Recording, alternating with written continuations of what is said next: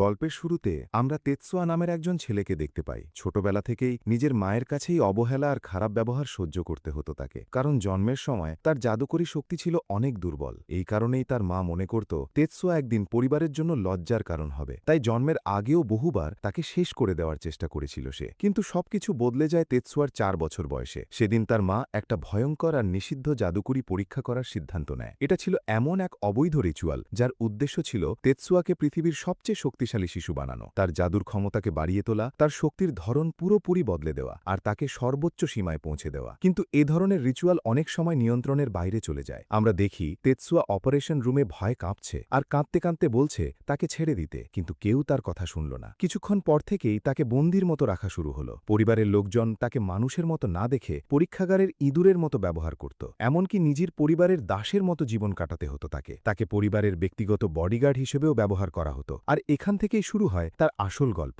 ধীরে ধীরে তেতসুয়া নিজের জাদুর শক্তিকে নিয়ন্ত্রণ করতে শেখে। সে এমন এক ভয়ঙ্কর শক্তির মালিক হয়ে ওঠে যেটা দিয়ে মৃত মানুষকেও আবার জীবিত করা সম্ভব। কিন্তু সে এসব ক্ষমতার কথা নিজের পরিবারের কাছে গোপন রাখে, কারণ তার মা আর আত্মীয়রা এখনও তাকে দুর্বল আর মূল্যহীন ছেলে হিসেবেই দেখত, আর আগের মতোই অপমান আর ঘৃণা করত। যখন তারা বিমানে যাতায়াত করত তখন তেতসুয়াকে এমন জায়গায় বসানো হতো যেটা ইকোনমি ক্লাসের থেকেও খারাপ, ছোট অস্বস্তিকর জায়গা যেখানে ঠিকমতো খাবারও দেওয়া হতো না। আর পরিবারের বাকি সবাই আরাম করে বিলাসবহুল সিটে বসে ভালো খাবার আর পানীয় উপভোগ করত। একসময় আমরা দেখি তেতসুয়া চুপচাপ লাগেজের পাশে দাঁড়িয়ে আছে, সবাই নামা শেষ হওয়ার অপেক্ষায়। তখন তার বোন মিউকিটাকে দেখতে পায়। মিউকি এতটাই অহংকারী ছিল যে তেতসুয়ার সাথে নিজের রক্তের সম্পর্ক আছে এটাও সে মেনে নিতে চাইত না। এটা বুঝতে পেরে তাদের মা মিউকিকে বলল, এত বিরক্ত হওয়ার কিছু নেই, তেতসুয়া আমাদের কাছে শুধু একজন চাকরের মতো। এরপর বাড়ির কাজের মেয়ে হানামি সেখানে আসে। সে পরিবারের সবাইকে স্বাগত জানিয়ে ভেতরে যেতে বলে। হাঁটতে হাঁটতে মিউকি আবহাওয়ার প্রশংসা করল আর মায়ের কাছে একটু বাইরে হাঁটতে যাওয়ার অনুমতি চাইল। তার মা রাজি হল,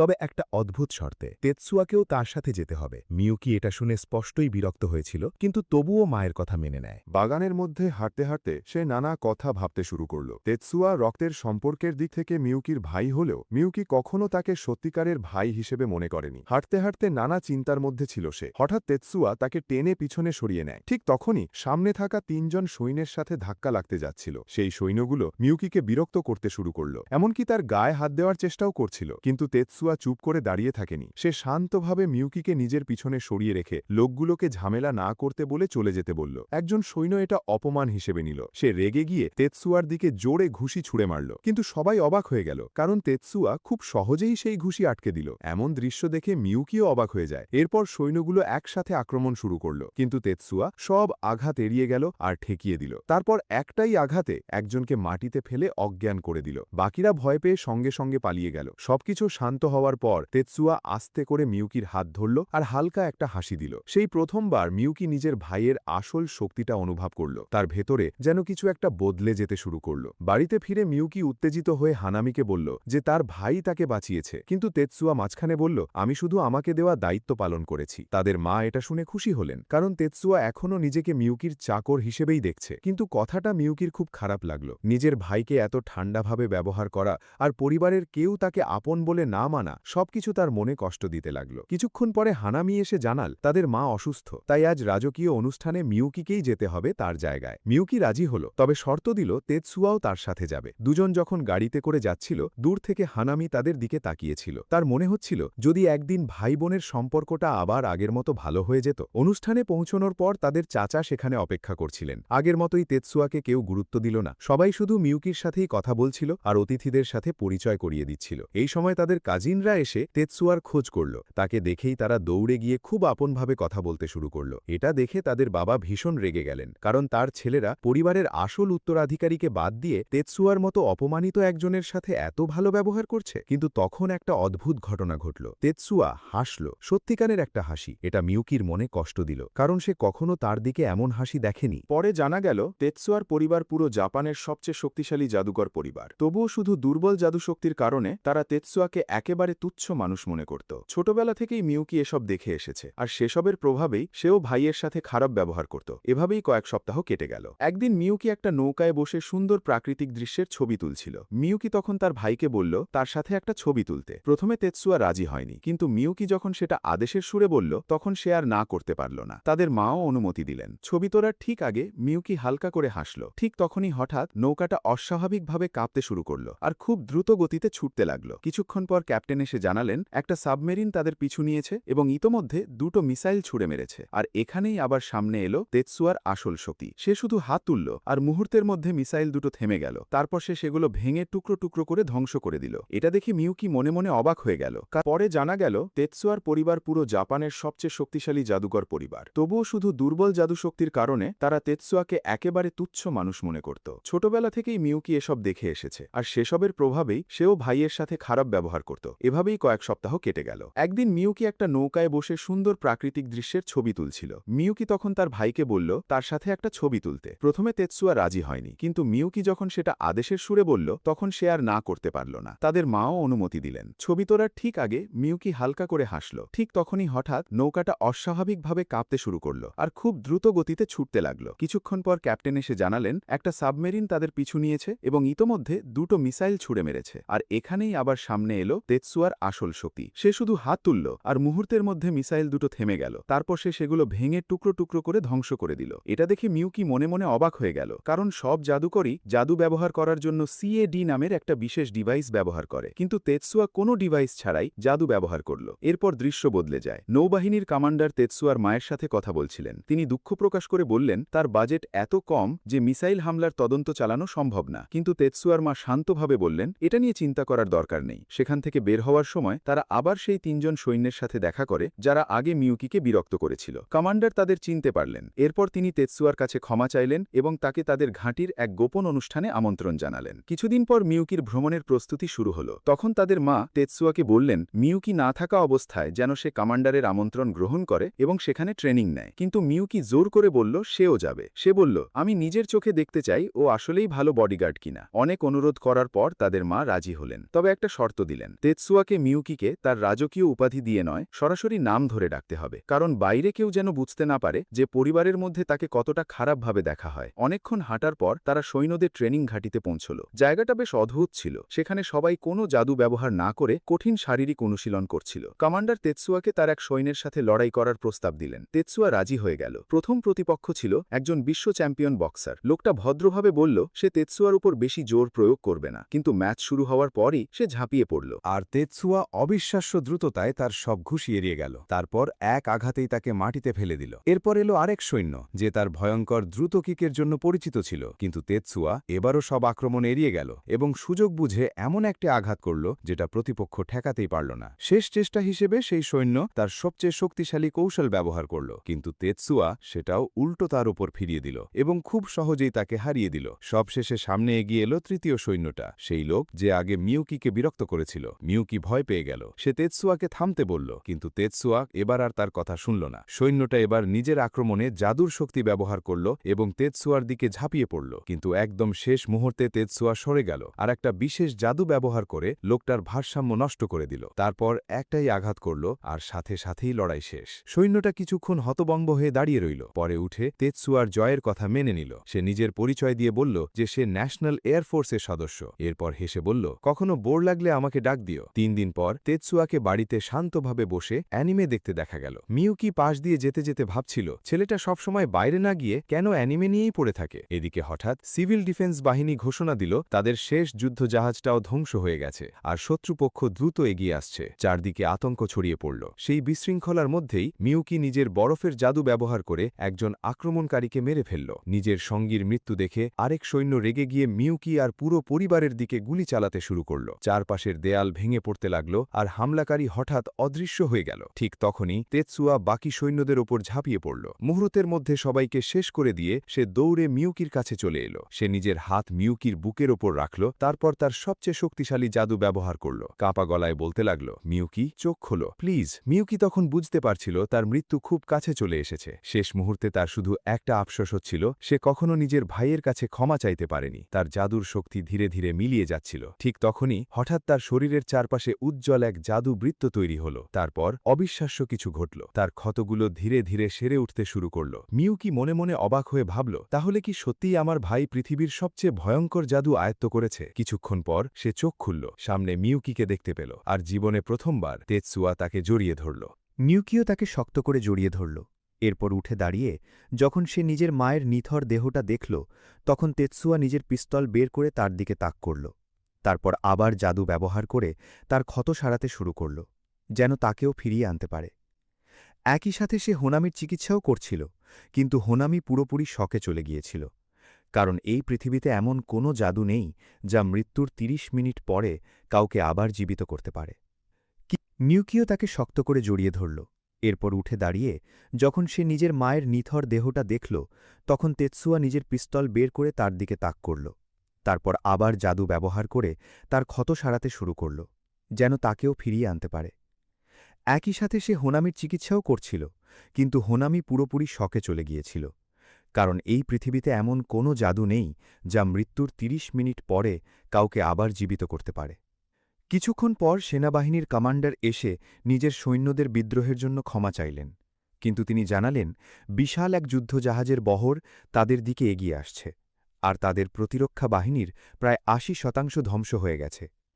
পরিস্থিতির ভয়াবহতা বুঝে তেতসুয়া কমান্ডারকে বলল তার পরিবারকে নিরাপদ জায়গায় সরিয়ে নিতে। বিনিময়ে সে একটা শক্তিশালী আর্মার স্যুট আর সামরিক সরঞ্জাম চাইল। কমান্ডার অবাক হয়ে জিজ্ঞেস করলেন, এসব তোমার কেন দরকার? তেতসুয়ার চোখ তখন রাগে জ্বলছিল। সে শান্ত গলায় বলল, কারণ ওরা আমার বোনকে মেরে ফেলেছিল, আর আমি ওদের সবাইকে ছাই বানিয়ে দেব। কমান্ডার তেতসুয়ার কথায় রাজি হলেন, তবে একটা শর্ত দিলেন, যারা আত্মসমর্পণ করবে তেতসুয়াকে তাদের বাঁচিয়ে রাখতে হবে।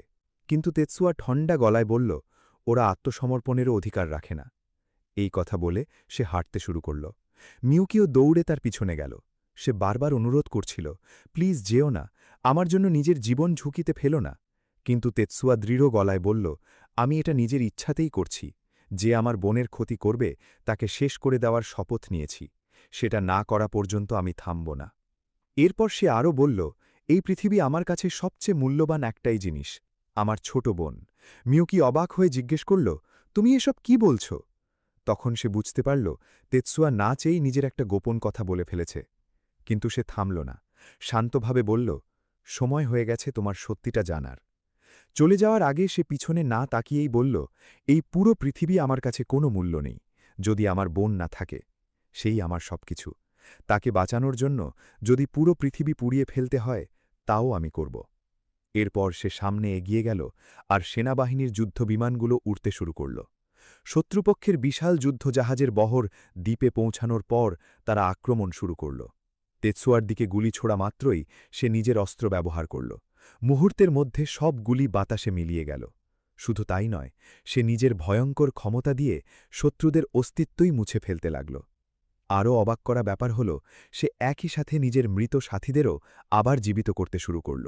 এসব দেখে মিওকি তার মার কাছে গিয়ে অনুরোধ করল, আমাকে ভাইয়ার ব্যাপারে সব সত্যি বলো। তার মা রাজি হলেন, তবে একটা শর্তে। তিনি বললেন, যাদের কোনো মূল্য নেই তাদের জন্য সহানুভূতি দেখানো বন্ধ করতে হবে। এই পৃথিবীতে দুর্বল আর ব্যর্থ মানুষের কোনো দাম নেই। কিন্তু মিওকি তর্ক করে বলল, তেতসুয়া তো নিজের শক্তি দিয়ে আমার জীবন বাঁচিয়েছে। তার মা ঠান্ডাভাবে উত্তর দিলেন, ও শুধু ওই এক কাজই ঠিকভাবে করতে পারে। এরপর সামনে এলো ভয়ঙ্কর সত্যটা। তেতসুয়া জন্ম থেকেই ত্রুটিপূর্ণ জাদু শক্তি নিয়ে জন্মেছিল। এই পৃথিবীতে জাদুর মানে হল কোনো কিছুর তথ্য বদলে তাকে বাস্তবে রূপ দেওয়া, কিন্তু তেতসুয়ার ক্ষমতা ছিল আলাদা। সে শুধু তথ্য ধ্বংস করতে পারে আর আবার আগের অবস্থায় ফিরিয়ে আনতে পারে। সত্যিকারের কোনো নতুন পরিবর্তন আনতে পারে না। মানে আসলে তার নিজের কোনো বাস্তব জাদু শক্তিই ছিল না। এমনকি তার পুনর্জীবন দেওয়ার ক্ষমতাকেও আসল জাদু হিসাবে ধরা হতো না। এই কারণেই মিউকি সবসময় ভাবত তার ভাইয়ের শক্তি যেন অলৌকিক কিছু। তার মা আরও বললেন, এই পৃথিবীতে জাদু ব্যবহার করতে না পারলে কারো কোনো মূল্য থাকে না। তাই 7 বছর আগে একটা ভয়ঙ্কর পরিকল্পনা করা হয়েছিল। তেতসুয়াকে কৃত্রিম জাদুকর বানানোর জন্য তার ওপর নিষিদ্ধ অপারেশন করা হয়। সেই অপারেশনে মিউকির জাদুশক্তির একটা অংশ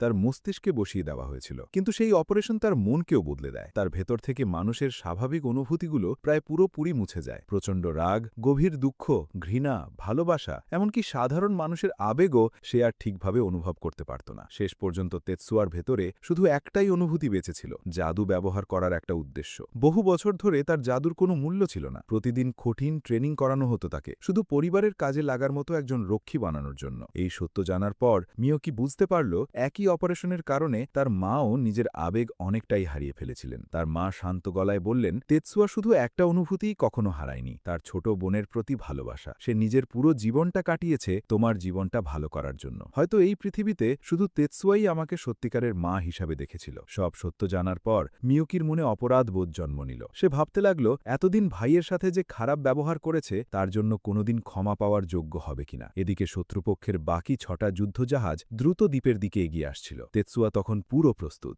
ঘাটির ভেতরে থাকা বিশাল একটা ব্যারেলের উপর নিজের রাইফেল সেট করেছিল সে হোনামিকে জিজ্ঞেস করল, তুমি কি আমাকে সাহায্য করতে পারবে? কিন্তু হোনামি তখন কোনো উত্তর দিল না। কারণ তেতসুয়া এবার ব্যবহার করতে যাচ্ছিল তার দ্বিতীয় আর সবচেয়ে ভয়ঙ্কর ক্ষমতা। গোলাবর্ষণ শুরু করার আগে সে সৈন্যদের বলল, তোমরা সবাই এখান থেকে চলে যাও, শত্রুরা চলে আসার আগেই নিরাপদ জায়গায় যাও। কিন্তু সৈন্যরা রাজি হল না। তারা বলল শেষ মুহূর্ত পর্যন্ত তারা তেতসুয়ার সাথেই থাকবে। তেতসুয়া বিশাল ব্যারেলটা নিচের দিকে তাক করল আর গুলি ছুটতে শুরু করল। ঠিক তখনই শত্রুপক্ষের মিসাইল বৃষ্টির মতো তাদের উপর পড়তে লাগল। সৈন্যরা নিজেদের জাদুর ঢাল ব্যবহার করে বিস্ফোরণ ঠেকানোর চেষ্টা করছিল। অন্যদিকে তেতসুয়া তার ছোড়া আগের গুলিগুলোর গতিপথ হিসাব করছিল, যেন শেষ আঘাতটা একদম নিখুঁত হয়। ঠিক সেই ভয়ঙ্কর মুহূর্তে হোনামি নিজের মোটরসাইকেল নিয়ে দ্রুত সেখানে পৌঁছালো। সে বিস্ফোরণ আর তেতসুয়ার মাঝখানে দাঁড়িয়ে গেল তাকে বাঁচানোর জন্য। সৈন্যরা অবাক হয়ে ভাবছিল সে আর কতক্ষণ টিকে থাকতে পারবে। হোনামির শক্তি প্রায় শেষ হয়ে যাওয়ার আগে তেতসুয়া নিজের হিসাব শেষ করল, তারপর শেষ গুলিটা ছুড়ল। মুহূর্তের মধ্যে পুরো শত্রু যুদ্ধ জাহাজের বহর ধ্বংস হয়ে গেল। হোনামি হাঁটু ঘেড়ে মাটিতে পড়ে গেল। কিন্তু বিপদ তখনও শেষ হয়নি। সেই বিশাল বিস্ফোরণের কারণে একটা ভয়ঙ্কর সুনামি তাদের দিকে ধেয়ে আসছিল। কোনো মতে সবাই প্রাণ নিয়ে বেঁচে গেল, কিন্তু হোনামির জীবন আর বাঁচানো গেল না। সে তেতসুয়ার দিকে তাকিয়ে শান্ত গলায় বলল, আমি সবসময় একটা এআই হিসেবে তোমার পরিবারকে রক্ষা করার দায়িত্ব পালন করেছি। আজ অবশেষে সেই দায়িত্ব পূরণ করতে পেরেছি। তেতসুয়া যখন তার জীবন বাড়ানোর চেষ্টা করছিল তখন হোনামি তাকে থামিয়ে দিল। সে বলল, আমার পুরো জীবনে কখনো নিজের ইচ্ছামতো কিছু বেছে নেওয়ার স্বাধীনতা ছিল না, কিন্তু এবার অন্তত একটা জিনিস আমি নিজে ঠিক করতে পারি, আমি কোথায় মারা যাব। তারপর হালকা হেসে বলল, এবার আমি মানুষের তৈরি একটা যন্ত্র হিসেবে নয়, একজন সত্যিকারের মানুষ হিসেবে মরতে চাই। সে তেতসুয়ার কাছে শেষ একটা অনুরোধ করল, তার এই ইচ্ছাটা যেন সে পূরণ করে। এরপর হোনামি চোখ বন্ধ করল আর কখনো সেগুলো খুলল না। ওই ঘটনার 3 বছর পর তেতসুয়া আবার নিজের পড়াশোনা চালিয়ে যাওয়ার সিদ্ধান্ত নিল। তেতসুয়া শেষ পর্যন্ত ম্যাজিকের প্রথম হাই স্কুলে ভর্তি হল। সেখানে তার পরিচয় হয় প্রথম বর্ষের এক ছাত্রী মায়োমির সাথে। মেয়েটা নিজেকে স্টুডেন্ট কাউন্সিলের প্রেসিডেন্ট হিসাবে পরিচয় দিল আর স্কুল ঘুরে দেখাতে সাহায্য করার প্রস্তাব দিল। তেতসুয়া তার হাতে থাকা সিএডি ডিভাইস দেখে বুঝে গেল মেয়েটা শুধু সাধারণ কোনো প্রেসিডেন্ট না। সে নিজের পরিচয় দিল, তবে ভদ্রভাবে সাহায্যের প্রস্তাব ফিরিয়ে দিল। ভর্তি অনুষ্ঠানের সময় তেতসুয়া লক্ষ্য করল ব্লুমস নামে পরিচিত মেধাবী আর শক্তিশালী ছাত্রদের সামনে বসানো হয়েছে, আর উইডস যাদের দুর্বল মনে করা হয় তাদের পেছনে বসানো হয়েছে। এক মুহূর্তেই সে বুঝে গেল তার জায়গা কোথায়। কিছুক্ষণ পর চশমা পরা ছোটখাটো একটা মেয়ে এসে তার পাশে বসতে চাইল। সে নিজের নাম বলল মিজুকি আর তার বন্ধুর নাম এরিকা। কিন্তু এরিকার এলোমেলো অবস্থা দেখে তেতসুয়া একটু অবাক হয়ে গেল। তাকে এমন লাগছিল যেন পুরনো ভাঙাচোরা একটা গাড়ি যার আর কোনো দাম নেই। স্টুডেন্ট কাউন্সিল প্রেসিডেন্টের বক্তব্য শেষ হওয়ার পর মিউকি মঞ্চে উঠল নিজের বক্তব্য দেওয়ার জন্য, কিন্তু তেতসুয়ার কাছে তার কথাগুলো অর্থহীন লাগছিল। সে শেষ পর্যন্ত সেখানে বসে থাকতে পারল না। সেই যাতে মিউকি যখন তার জন্য কফি বানাতে যাচ্ছিল তখন হঠাৎ বুঝতে পারল স্কুলের কেউই তেতসুয়াকে আগে কখনো দেখেনি। এই চিন্তায় সে ভীষণ রেগে গেল। রাগের কারণে তার জাদু সক্রিয় হয়ে পুরো রান্নাঘর বরফে জমে যেতে লাগল। ঠিক তখন তেতসুয়া এসে তাকে শান্ত করল। সে বলল, আমাকে তো কেউ এখানে ভর্তি করাতেই যায়নি, তাই আমি কখনো তাদের কাছ থেকে কিছু আশা করিনি। পরদিন সকালে তারা ট্রেনিং গ্রাউন্ডের দিকে যাচ্ছিল। সেখানে পৌঁছানোর পর হঠাৎ একজন লোক তেতসুয়ার ওপর আক্রমণ করার চেষ্টা করল, কিন্তু তেতসুয়ার সাথে সাথেই পাল্টা আঘাত করল আর লোকটাকে ছিটকে ফেলে দিল। মাঝ আকাশেই আরেকজনকে লাথি মেরে আক্রমণ থামিয়ে দিল। ঠিক তখনই তাদের প্রশিক্ষক মিউকির সামনে এসে দাঁড়ালো। মুখে অদ্ভুত হাসি নিয়ে বলল, আমার তলোয়ারের ডোজোতে এত মন খারাপের মুখ কেন? তারপর আরো বাজে ভঙ্গিতে বলল, চলো তোমাকে আসল তলোয়ার চালানো শেখাই। সে মিউকিকে আক্রমণ করতে বলল, কিন্তু তেতসুয়া সামনে এসে দাঁড়িয়ে বলল, এত নোংরা আর জঘন্য আচরণ বন্ধ করুন। এটা শুনে প্রশিক্ষক রেগে গিয়ে বলল সে তেতসুয়াকে শিক্ষা দেবে। লড়াই শুরু হওয়ার পর তেতসুয়া বুঝতে পারল চারপাশে অদৃশ্য একটা বাধা তৈরি করা হয়েছে। এরপর প্রশিক্ষক প্রথম আঘাত করল, একের পর এক ঘুষি মারতে লাগলো আর শেষে তাকে দূরে ছুঁড়ে ফেলল। তবুও তেতসুয়া খুব সুন্দরভাবে মাটিতে নেমে দাঁড়ালো। এটা দেখে প্রশিক্ষক নিজেই অবাক হয়ে গেল। এরপর আরও কিছু দক্ষ যোদ্ধা একসাথে প্রশিক্ষকের ওপর আক্রমণ শুরু করল। যখন তাদের ওপর থাকা সীমাবদ্ধতা সরিয়ে নেওয়া হলো তখন তেতসুয়া পুরো ক্লান্ত হয়ে মাটিতে পড়ে গেল। মিউকি তাকে সাহায্য করতে এগিয়ে এলো, কিন্তু তখন সে খেয়াল করল তার পোশাক নোংরা হয়ে গেছে। সাথে সাথে সে একটা জাদু ব্যবহার করল আর মুহূর্তের মধ্যে পোশাক আগের মতো একদম পরিষ্কার আর ঠিকঠাক হয়ে গেল। পরের দিন পরদিন স্কুলে মিজুকি এরিকা খেয়াল করল তেতসুয়া কম্পিউটারে অসম্ভব দ্রুত কাজ করছে। তারা জিজ্ঞেস করতেই তেতসুয়া শান্তভাবে বলল, আমি ক্লাসের লেকচারগুলো রেকর্ড করছি। এটা দেখে লিও নামে নতুন এক ছাত্র বেশ মুগ্ধ হল। সে নিজের পরিচয় দিয়ে বলল তার বৈজ্ঞানিক জাদুর বিশেষ দক্ষতা হল কনভার্জেন্ট সিস্টেম রিইনফোর্সমেন্ট। এরপর লিও তেতসুয়াকে জিজ্ঞেস করল, তোমার বৈজ্ঞানিক জাদুর দক্ষতা কি? তেতসুয়া শান্তভাবে উত্তর দিল, আমার তেমন কোনো বিশেষ দক্ষতা নেই, তবে আমি একজন ম্যাজিক ইঞ্জিনিয়ার হতে চাই। ঠিক তখনই ক্লাসের ঘণ্টা বেজে উঠল আর শিক্ষক ক্লাসে ঢুকলেন। কিন্তু নতুন শিক্ষিকাকে দেখে তেতসুয়া একটু অবাক হয়ে গেল। তাকে শিক্ষকের চেয়ে বরং চার্চের কোনো সিস্টারের মতো বেশি লাগছিল। পরে ক্যাফেটেরিয়াতে সবাই একসাথে বসেছিল। তখন মিউকি তাদের টেবিলে এসে বসতে চাইলে কিছু অহংকারী ছাত্র তার পথ আটকে দাঁড়ালো। তাদের নেতা শ্যান বলল, চলো আমাদের সাথে লাঞ্চ করো। কিন্তু কিছুক্ষণ পরই সে অন্য ছাত্রদের অপমান করতে শুরু করল। তাদের উইডস বলে তুচ্ছ করছিল আর বলছিল এদের এখানে থাকারই কোনো যোগ্যতা নেই। তার কথা শুনে লিও ভীষণ রেগে গেল। সে শ্যানকে চ্যালেঞ্জ করতে যাচ্ছিল, কিন্তু তেতসুয়া বুঝতে পারল পরিস্থিতি খারাপের দিকে যাচ্ছে। তাই সে চুপচাপ টেবিল ছেড়ে উঠে চলে যাওয়ার সিদ্ধান্ত নিল। সেই সন্ধ্যায় যখন সবাই বাড়ি ফিরছিল তখন আবার সেই দলটা সামনে এসে হাজির হলো। তারা জোর করে মিউকিকে নিজেদের সাথে নিয়ে যেতে চাইছিল। শ্যান অহংকার ভরা গলায় বলল, এদের কোনো মূল্যই নেই, এদেরকে গুরুত্ব দেওয়ারও দরকার নেই। তখন মিজুকি সামনে এগিয়ে এসে বলল, যারা শুধু সৌন্দর্য আর শক্তি দেখে মানুষ বিচার করে তারা আসল অর্থটাই বুঝতে পারে না। শ্যান রেগে গিয়ে লিওকে দ্বৈরথের জন্য চ্যালেঞ্জ করল। তারপর একটা জাদুর বন্দুক বের করে গুলি চালাতে যাচ্ছিল। ঠিক তখনই এরিকা সামনে এসে তাকে জোরে ধাক্কা দিয়ে সরিয়ে দিল। সে বলল, তুমি আসলে কাপুরুষ, সত্যিকারের লড়াইয়ের চেয়ে নিজের সম্মান বাঁচানো নিয়েই বেশি চিন্তা তোমার। এরপর দলের আরেকজন নিজের জাদু ব্যবহার করতে যাচ্ছিল, কিন্তু হঠাৎ একটা মেয়ে সামনে এসে দাঁড়ালো। সে নিজের অন্ধকার জাদু ব্যবহার করল আর মুহূর্তের মধ্যে সবাইকে মাটিতে ফেলে দিল। ঠিক তখনই মায়ুমি সেখানে উপস্থিত হল। সে কঠিন গলায় বলল, অন্যদের ওপর জাদু ব্যবহার করে আক্রমণ করা একটা অপরাধ। এরপর ডিসিপ্লিনারি কমিটির প্রধান মারিও সেখানে উপস্থিত হলেন। তিনি সবাইকে সাথে যেতে বললেন, কারণ স্কুলের নিয়ম ভাঙার জন্য তাদের শাস্তি পেতে হবে। তেতসুয়া শান্তভাবে পুরো ঘটনা বোঝানোর চেষ্টা করল। সে বলল, আমি শুধু ব্লুমসদের তাদের শক্তি দেখাতে বলেছিলাম, ব্যাপারটা এত দূর যাবে ভাবিনি। মায়ুমি পুরোপুরি বিশ্বাস না করলেও তার কথার বিপক্ষে কোনো প্রমাণও পেল না। মিউকি তখন বলল, সবটাই ভুল বোঝাবুঝি ছিল। পরিস্থিতি শান্ত করার জন্য সে সবার হয়ে ক্ষমাও চাইল। মায়ুমিও শেষ পর্যন্ত ব্যাপারটা ছেড়ে দেওয়ার সিদ্ধান্ত নিল, তবে সতর্ক করে বলল, তত্ত্বাবধান ছাড়া আবার কখনো জাদু ব্যবহার করবে না, এটা স্কুলের নিয়মের বিরুদ্ধে। মারিও মাথা নেড়ে তিনি বললেন তিনি আপাতত বিষয়টা বন্ধ করছেন, তবে তেতসুয়ার ওপর তিনি নজর রাখবেন। সবাই চলে যাওয়ার সময় শান তেতসুয়ার দিকে তাকিয়ে বলল, তুমি যদি বারবার আমার জীবনও বাঁচাও তবুও আমি তোমাকে কখনো মেনে নেব না, কারণ মিউকির পাশে থাকার যোগ্য আমি, তুমি না। বাড়িতে ফেরার পর ব্লুমসের দুইজন ছাত্র তাদের কাছে এসে আগের ঘটনার জন্য ক্ষমা চাইল। অন্ধকার জাদু ব্যবহার করা মেয়েটার নাম ছিল হানোকা। সে তেতসুয়ার কাছে কৃতজ্ঞতা প্রকাশ করল, কারণ সে না থাকলে হয়তো তাদের স্কুল থেকেই বের করে দেওয়া হতো। তারপর তারা বলল, আমরা কি তোমাদের সাথে স্টেশন পর্যন্ত যেতে পারি? এটা শুনে বাকিরা বেশ অবাক হয়ে গেল। তারা ভাবছিল, হানোকা সত্যিই কি সেই অহংকারী ব্লুমসদের একজন? পরে রাস্তা দিয়ে হাঁটার সময় হানুকা মিউকিকে জিজ্ঞেস করল,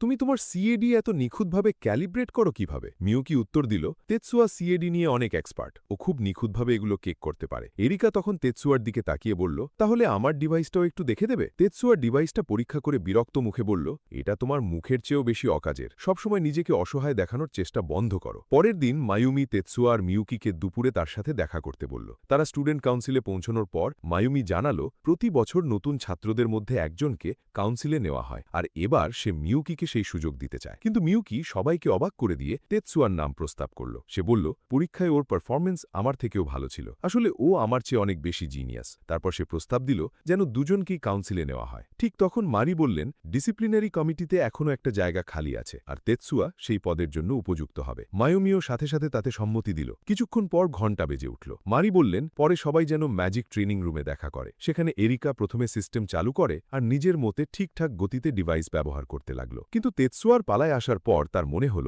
সবকিছু খুব ধীরে চলছে। এতে সে হতাশ হয়ে পড়ল আর নিজের দক্ষতা নিয়েই সন্দেহ করতে লাগল। সেদিন অফিসে পৌঁছে সে ভাবতে শুরু করল, এই দায়িত্ব হয়তো তার নেওয়া উচিত না। সে নিজেকে এই পদের যোগ্য মনে করছিল না। ঠিক তখনই তার দেখা হলো স্টুডেন্ট কাউন্সিলের ভাইস প্রেসিডেন্টের সাথে। লোকটার চেহারা দেখে তেতসুয়া বেশ বিরক্ত হল, তবুও সে পাশ কাটিয়ে ভদ্রভাবে মিউকিকে শুভেচ্ছা জানাল। মনে মনে ভাবছিল, লোকটার চেহারা যেন বাঁধাকপির থেকেও খারাপ। এরপর মারি তেতসুয়াকে বললেন, চলো সরাসরি ডিসিপ্লিনারি কমিটির হেডকোয়ার্টারে যাই, তোমাকে তোমার দায়িত্বগুলো বুঝতে হবে। যাওয়ার পথে জ্যালো বলে উঠল, তেতসুয়ার এখানে কোনো জায়গা নেই, উইডসরা এসব পদ পাওয়ার যোগ্য না। মিউকি সাথে সাথে নিজের ভাইয়ের পক্ষ নিল। সে বলল, ওর কমব্যাট স্কোর পুরো স্কুলে সবচেয়ে বেশি, চাইলে ও যে কাউকে হারাতে পারবে। মিউকি আরও কিছু বলতে যাচ্ছিল, কিন্তু তেতসুয়া তাকে থামিয়ে দিল। তারপর সে সরাসরি জ্যালোকে একটা সিমুলেটেড ব্যাটেলের জন্য চ্যালেঞ্জ করল। এটা শুনে সবাই অবাক হয়ে গেল। কারণ তাদের বিশ্বাস ছিল জ্যালো খুব সহজেই তেতসুয়াকে হারিয়ে দেবে। জ্যালো আত্মবিশ্বাসে ভরপুর ছিল। সে ভাবছিল তার ক্যাড ব্যবহার করে খুব সহজেই জিতবে, কারণ তার ডিভাইস 1 সেকেন্ডে 2 বার পর্যন্ত ম্যাজিক অ্যাক্টিভেট করতে পারত। সে একটা শক্তিশালী মুভমেন্ট স্পেল ব্যবহার করে তেতসুয়াকে দেয়ালে আছড়ে ফেলতে চাইল। মারি তখন ম্যাচ শুরু করার নির্দেশ দিলেন, কিন্তু মুহূর্তের মধ্যেই সবাই হতভম্ব হয়ে গেল। এক ঝলকের মতো তেতসুয়া জ্যালোরের সামনে গিয়ে একটাই মুভে তাকে ফেলে দিল।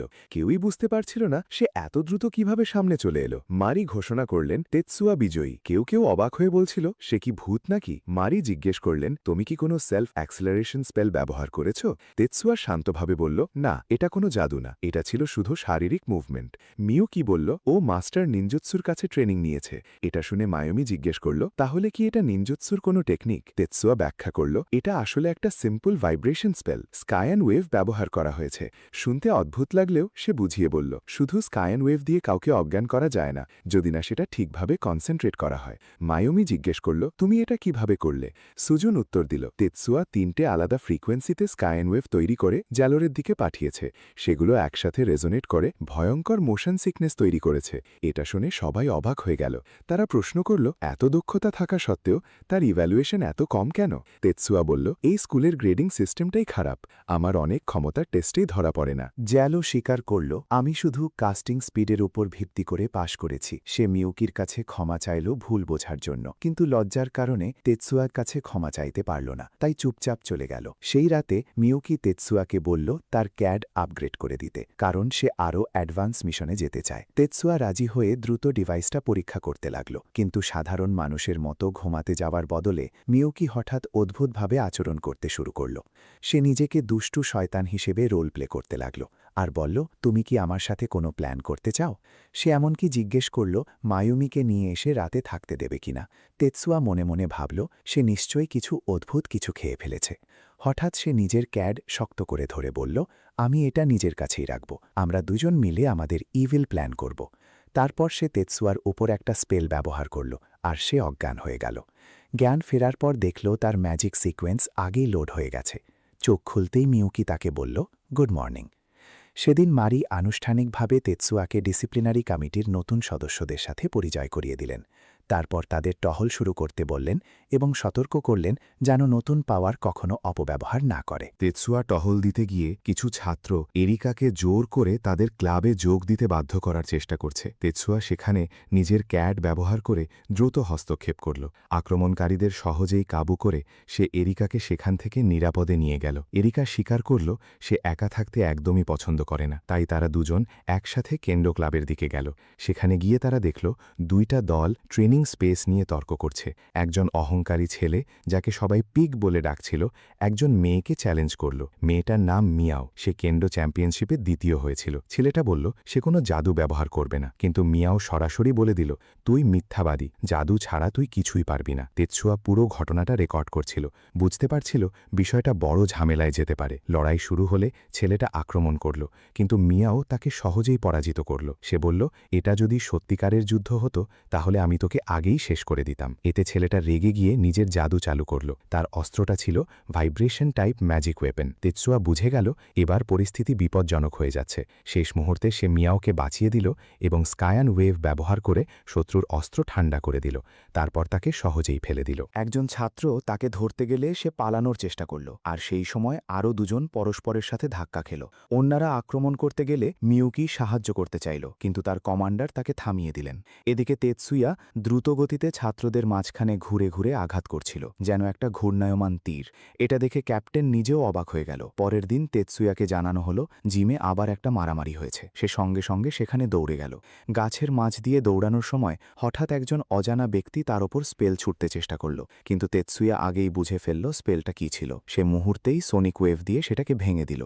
আক্রমণকারী পালিয়ে গেলেও যাওয়ার আগে তেতসুয়া তার হাতে থাকা একটা ব্রেসলেট দেখে ফেলল। ক্লাসে তেতসুয়াকে বলল, কেন্ডো ক্লাবের ওই বাজে ছেলেগুলোকে হারানোর পর সে এখন স্কুলে বেশ জনপ্রিয় হয়ে গেছে, সবাই তাকে লোকাল হিরো ভাবছে। তেতসুয়া দেখল দরজার পাশ থেকে মিউকি চুপচাপ তাকে লক্ষ্য করছে। লাঞ্চে যাওয়ার সময় তারা হঠাৎ মাওয়ের সাথে দেখা করল, সেই মেয়েটা যাকে তেতসুয়া আগে বাঁচিয়েছিল। মেয়েটা তার সাথে লাঞ্চ করতে চাইল, কিন্তু তেতসুয়া সরাসরি না করে দিল এবং বলল নিজের কাজ নিয়ে থাকতে। তারপরও মেয়েটা বলল সে অপেক্ষা করবে। মিউকি তখন স্পষ্টই একটু জেলাস হয়ে জিজ্ঞেস করল সে কি ওই মেয়ের সাথে দেখা করতে যাবে? সে বলল টেটসুয়া জনপ্রিয়তায় সে খুশি, কিন্তু তার আসল শক্তি যদি সবাই জেনে যায় সেটা নিয়ে সে চিন্তায় আছে। টেটসুয়া তাকে শান্ত করে বলল কিছু হবে না, সে নিজের আসল ক্ষমতা সবার কাছ থেকে লুকিয়েই রাখবে। পরে টেটসুয়াকে কাউন্সেলিং রুমে ডাকা হলো। সেখানে গিয়ে সে কাউন্সেলরের অদ্ভুত পোশাক দেখে অবাক হয়ে গেল। তাকে দেখতে একদম অবসরপ্রাপ্ত মহিলার মতো লাগছিল। তিনি বললেন টেটসুয়ার একটা মানসিক পরীক্ষা নেওয়া হবে, সে আসলে বিকৃত মানসিকতার কিনা সেটা জানার জন্য। কয়েকটা প্রশ্ন করার পর তিনি জিজ্ঞেস করলেন, মাও কি তার নতুন গার্লফ্রেন্ড? টেটসুয়া বিরক্ত হয়ে বলল, অযথা নাক গলানোর দরকার নেই, এগুলো সব গুজব ছাড়া কিছু না। সেদিনই স্কুলে মাও ক্যাপ্টেনকে বলল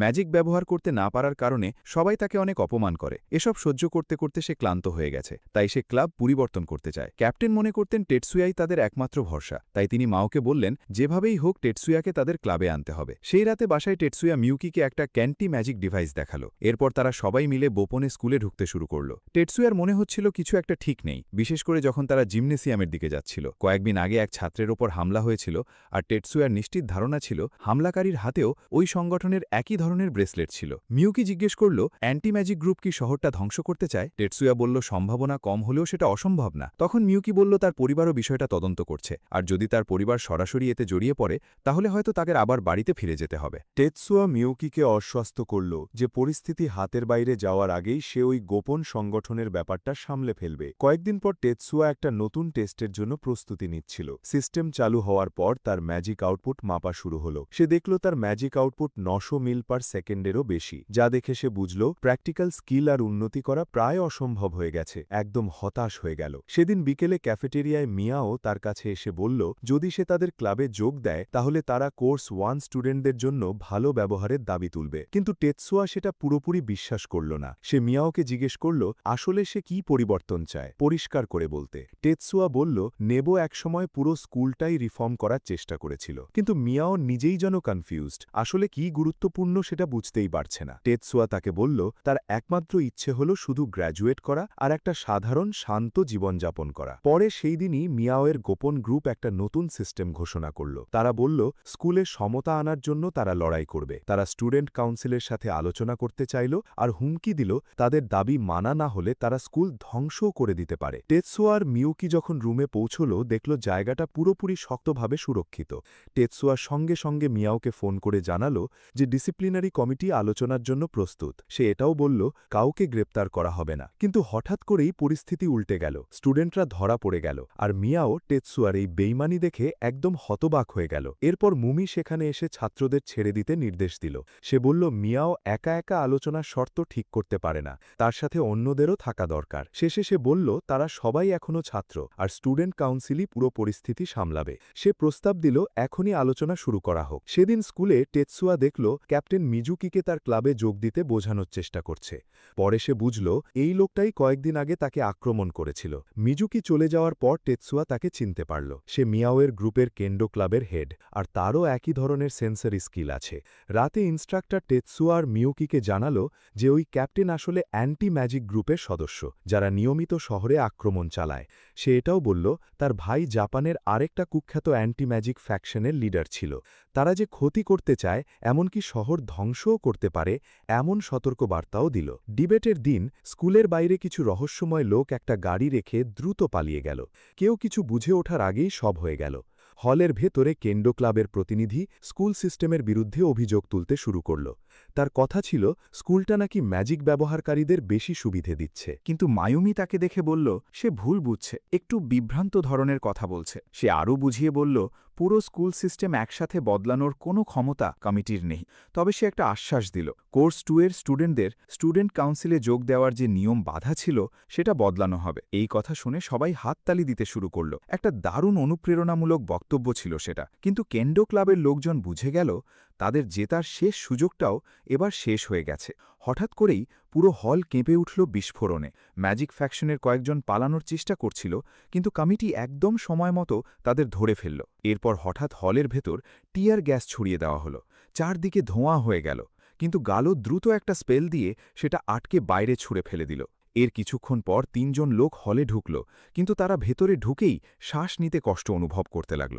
মারি তাদের ফুসফুসের বাতাস চাপ দিয়ে একদম কমিয়ে দিল। শেষ পর্যন্ত তারা আর টিকতে পারল না। আরও লোক এসে পুরো স্কুল ধ্বংস করা শুরু করল। তেতসুয়া বলল সে বিল্ডিংটা সিকিউর করবে, আর সবাই ভাবতে শুরু করল সব হারানোর চেয়ে মৃত্যু হয়তো ভালো হয়ে যাবে, কিন্তু মারি দ্রুত ইভ্যাকুয়েট করতে বলল। অন্যদিকে লিও শত্রুদের সাথে লড়ছিল। একসময় একজন ম্যাজিক্যাল বিস্ফোরণ ঘটানোর চেষ্টা করল, কিন্তু মিউকি ঠিক তার পায়ের নিচের স্পেলটা থামিয়ে দিয়ে তারপর তাকে আকাশে ছুঁড়ে মাটিতে আছড়ে ফেলল। লিও তার পারফরম্যান্স দেখে মুগ্ধ হল, আর এরিকা ভাবল এখন তারা লড়াইয়ে এগিয়ে গেছে। তেতসুয়া যখন বাকি টিম সম্পর্কে জানতে চাইল, তখন ছদ্মবেশে থাকা অ্যাডভাইজার হাজির হয়ে বলল আসল টার্গেট হল লাইব্রেরি, অডিটোরিয়াম শুধু একটা ভাঁজ ছিল। সে আরও বলল মিয়াও আসলে ওই লোকদের সাথে কাজ করছিল, কিন্তু মিয়াও স্পষ্ট করে জানালো তাকে আসলে ম্যানিপুলেট করা হয়েছিল। সে নিজের ভেতরের দ্বন্দ্বের সাথে লড়ছিল। যখন তারা বুঝল কেউ লাইব্রেরির দিকে পালিয়েছে, সবাই দ্রুত সেখানে ছুটে গেল। সেই সময় হামলাকারীরা ছাত্রদের ওপর আক্রমণ করছিল, কিন্তু লিও একটা স্পেল চালিয়ে একজনকে অনেক দূরে ছুঁড়ে ফেলে দিল। মিউকি তার দক্ষতায় অবাক হয়ে গেল, আর তেতসুয়া বলল লিও একটা সেলফ এনহান্সমেন্ট স্পেল ব্যবহার করেছে। তারপর সে লিওকে লাইব্রেরির দিকে যেতে বলল। ঠিক তখনই তেতসুয়া একটা নতুন ক্ষমতা অ্যাক্টিভেট করে পুরো বিল্ডিং স্ক্যান করল আর একদম নিখুঁতভাবে শত্রুদের লোকেশন চিহ্নিত করল। এরিকা সামনে দৌড়ে গিয়ে তার অস্ত্র বের করল। সামনে দুজন লোক হাজির হল। সে একজনকে আঘাত করে ফেলে দিল আর অন্যজনকেও নিচে ফেলে কাবু করে দিল। তৃতীয় একজন লোক এসে যখন মিউকিকে বাধা দেওয়ার চেষ্টা করল, সে সোজা বলে দিল সে একাই তার সাথে লড়বে। এরপর মিউকি তেতসুয়াকে তার স্পেল দিয়ে বাতাসে তুলে নিল, যাতে সে দেয়াল টপকে ওপাশে যেতে পারে। তেতসুয়া সেই ডিভাইস অ্যাক্টিভেট করে মিয়াওয়ের সাথে যুক্ত একটা প্রাইভেট রুমে ঢুকে পড়ল। মিয়াও তখন একটু দ্বিধায় ছিল। সে ভাবছিল সে কি ঠিক কাজ করছে। সে দেখছিল কয়েকজন রহস্যময় লোক স্কুলের ম্যাজিক ডেটা চুরি করার চেষ্টা করছে, কিন্তু তারা কিছু কপি করার আগেই তেতসুয়া দরজা খুলে এক সিগন্যালে তাদের সব যন্ত্রপাতি ধ্বংস করে দিল। একজন যখন অস্ত্র চালানোর চেষ্টা করল, মিউকি সঙ্গে সঙ্গে তার হাত ফ্রিজ করে দিল। তেতসুয়া মিয়াওকে বলল এই দুনিয়ায় সত্যিকারের সমতা বলে কিছু নেই। সে শুধু ভুলভাবে বিশ্বাস করে নিজেকেই ঠকিয়েছে আর খারাপ সিদ্ধান্ত নিয়েছে। কিন্তু মিয়াও জোর দিয়ে বলল তার উদ্দেশ্য খারাপ ছিল না। সে অবাক হয়ে জিজ্ঞেস করল তেতসুয়া কেন তার মতো পৃথিবীর ওপর রাগ করেনি। মিউকি তখন বলল তেতসুয়া তার চেয়ে অনেক বেশি বুদ্ধিমান, আর সে সব সময় সম্মান পাওয়ার যোগ্য, শুধু চাওয়া নয় পাওয়ার মতো মানুষ সে। এ কথা শুনে মিয়াও নিজের ওপর করুণা করতে লাগল। সে ভাবল সে একদম দুর্বল, অযোগ্য আর কোনো কাজের না। তেতসুয়া যাকে বলল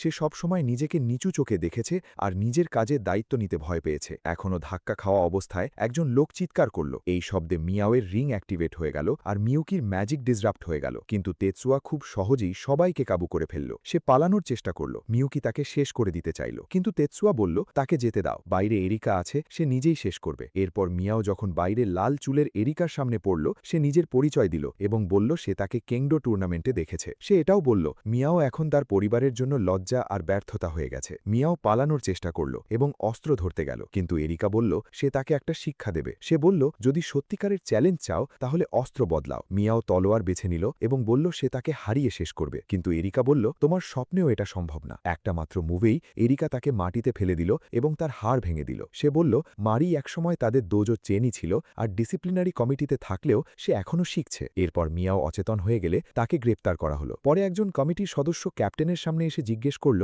সে কোথায় লুকিয়ে আছে। ক্যাপ্টেন পালানোর চেষ্টা করছিল, কিন্তু আরেকজন ছাত্র এসে তার শ্বাস-প্রশ্বাসে বাধা দিল, যেন তার ফুসফুস থেকেই বাতাস টেনে নিচ্ছে। হাসপাতালে মিউকি ধীরে ধীরে সব ঘটনা খুলে বলতে শুরু করল। ক্যাপ্টেন কিভাবে তাকে ফাঁদে ফেলে অ্যান্টি ম্যাজিক গ্রুপে যোগ করিয়েছে, কারণ সে বুঝে গিয়েছিল মিউকি ব্যর্থ হয়ে গেছে।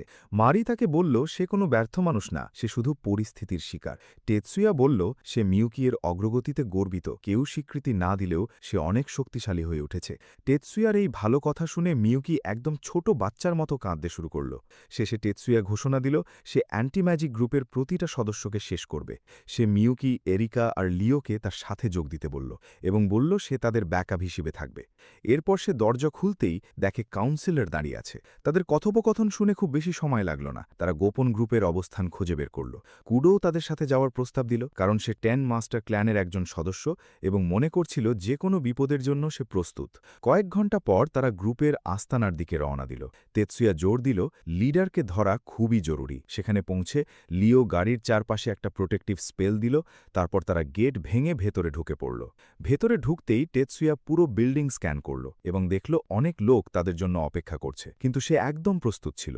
স্টোরেজ রুমে ঢুকতেই সূর্যের আলো টেৎসুয়ার চোখে পড়ল, আর সামনে এক ভয়ঙ্কর চেহারার লোক দাঁড়িয়েছিল। সে সঙ্গে সঙ্গে নিজেকে পরিচয় দিল, সে অ্যান্টি ম্যাজিক অর্গানাইজেশনের লিডার। টেৎসুয়া তার দিকে অস্ত্র তাক করে বলল আত্মসমর্পণ করতে, কিন্তু লোকটা এটা মজা মনে করে ভয়ঙ্করভাবে হেসে উঠল। তার নাম ছিল হাজিমে, আর সে তার বাহিনী আরও বড় করতে চায়। সে টেৎসুয়াকে তাদের সাথে যোগ দিতে বলল, কিন্তু টেৎসুয়া রাজি হল না এবং বলল সে জানে সে মিউকিকেও তাদের দলে নিতে চেষ্টা করেছিল। এরপর হাজিমে আর একটা কৌশল নিল।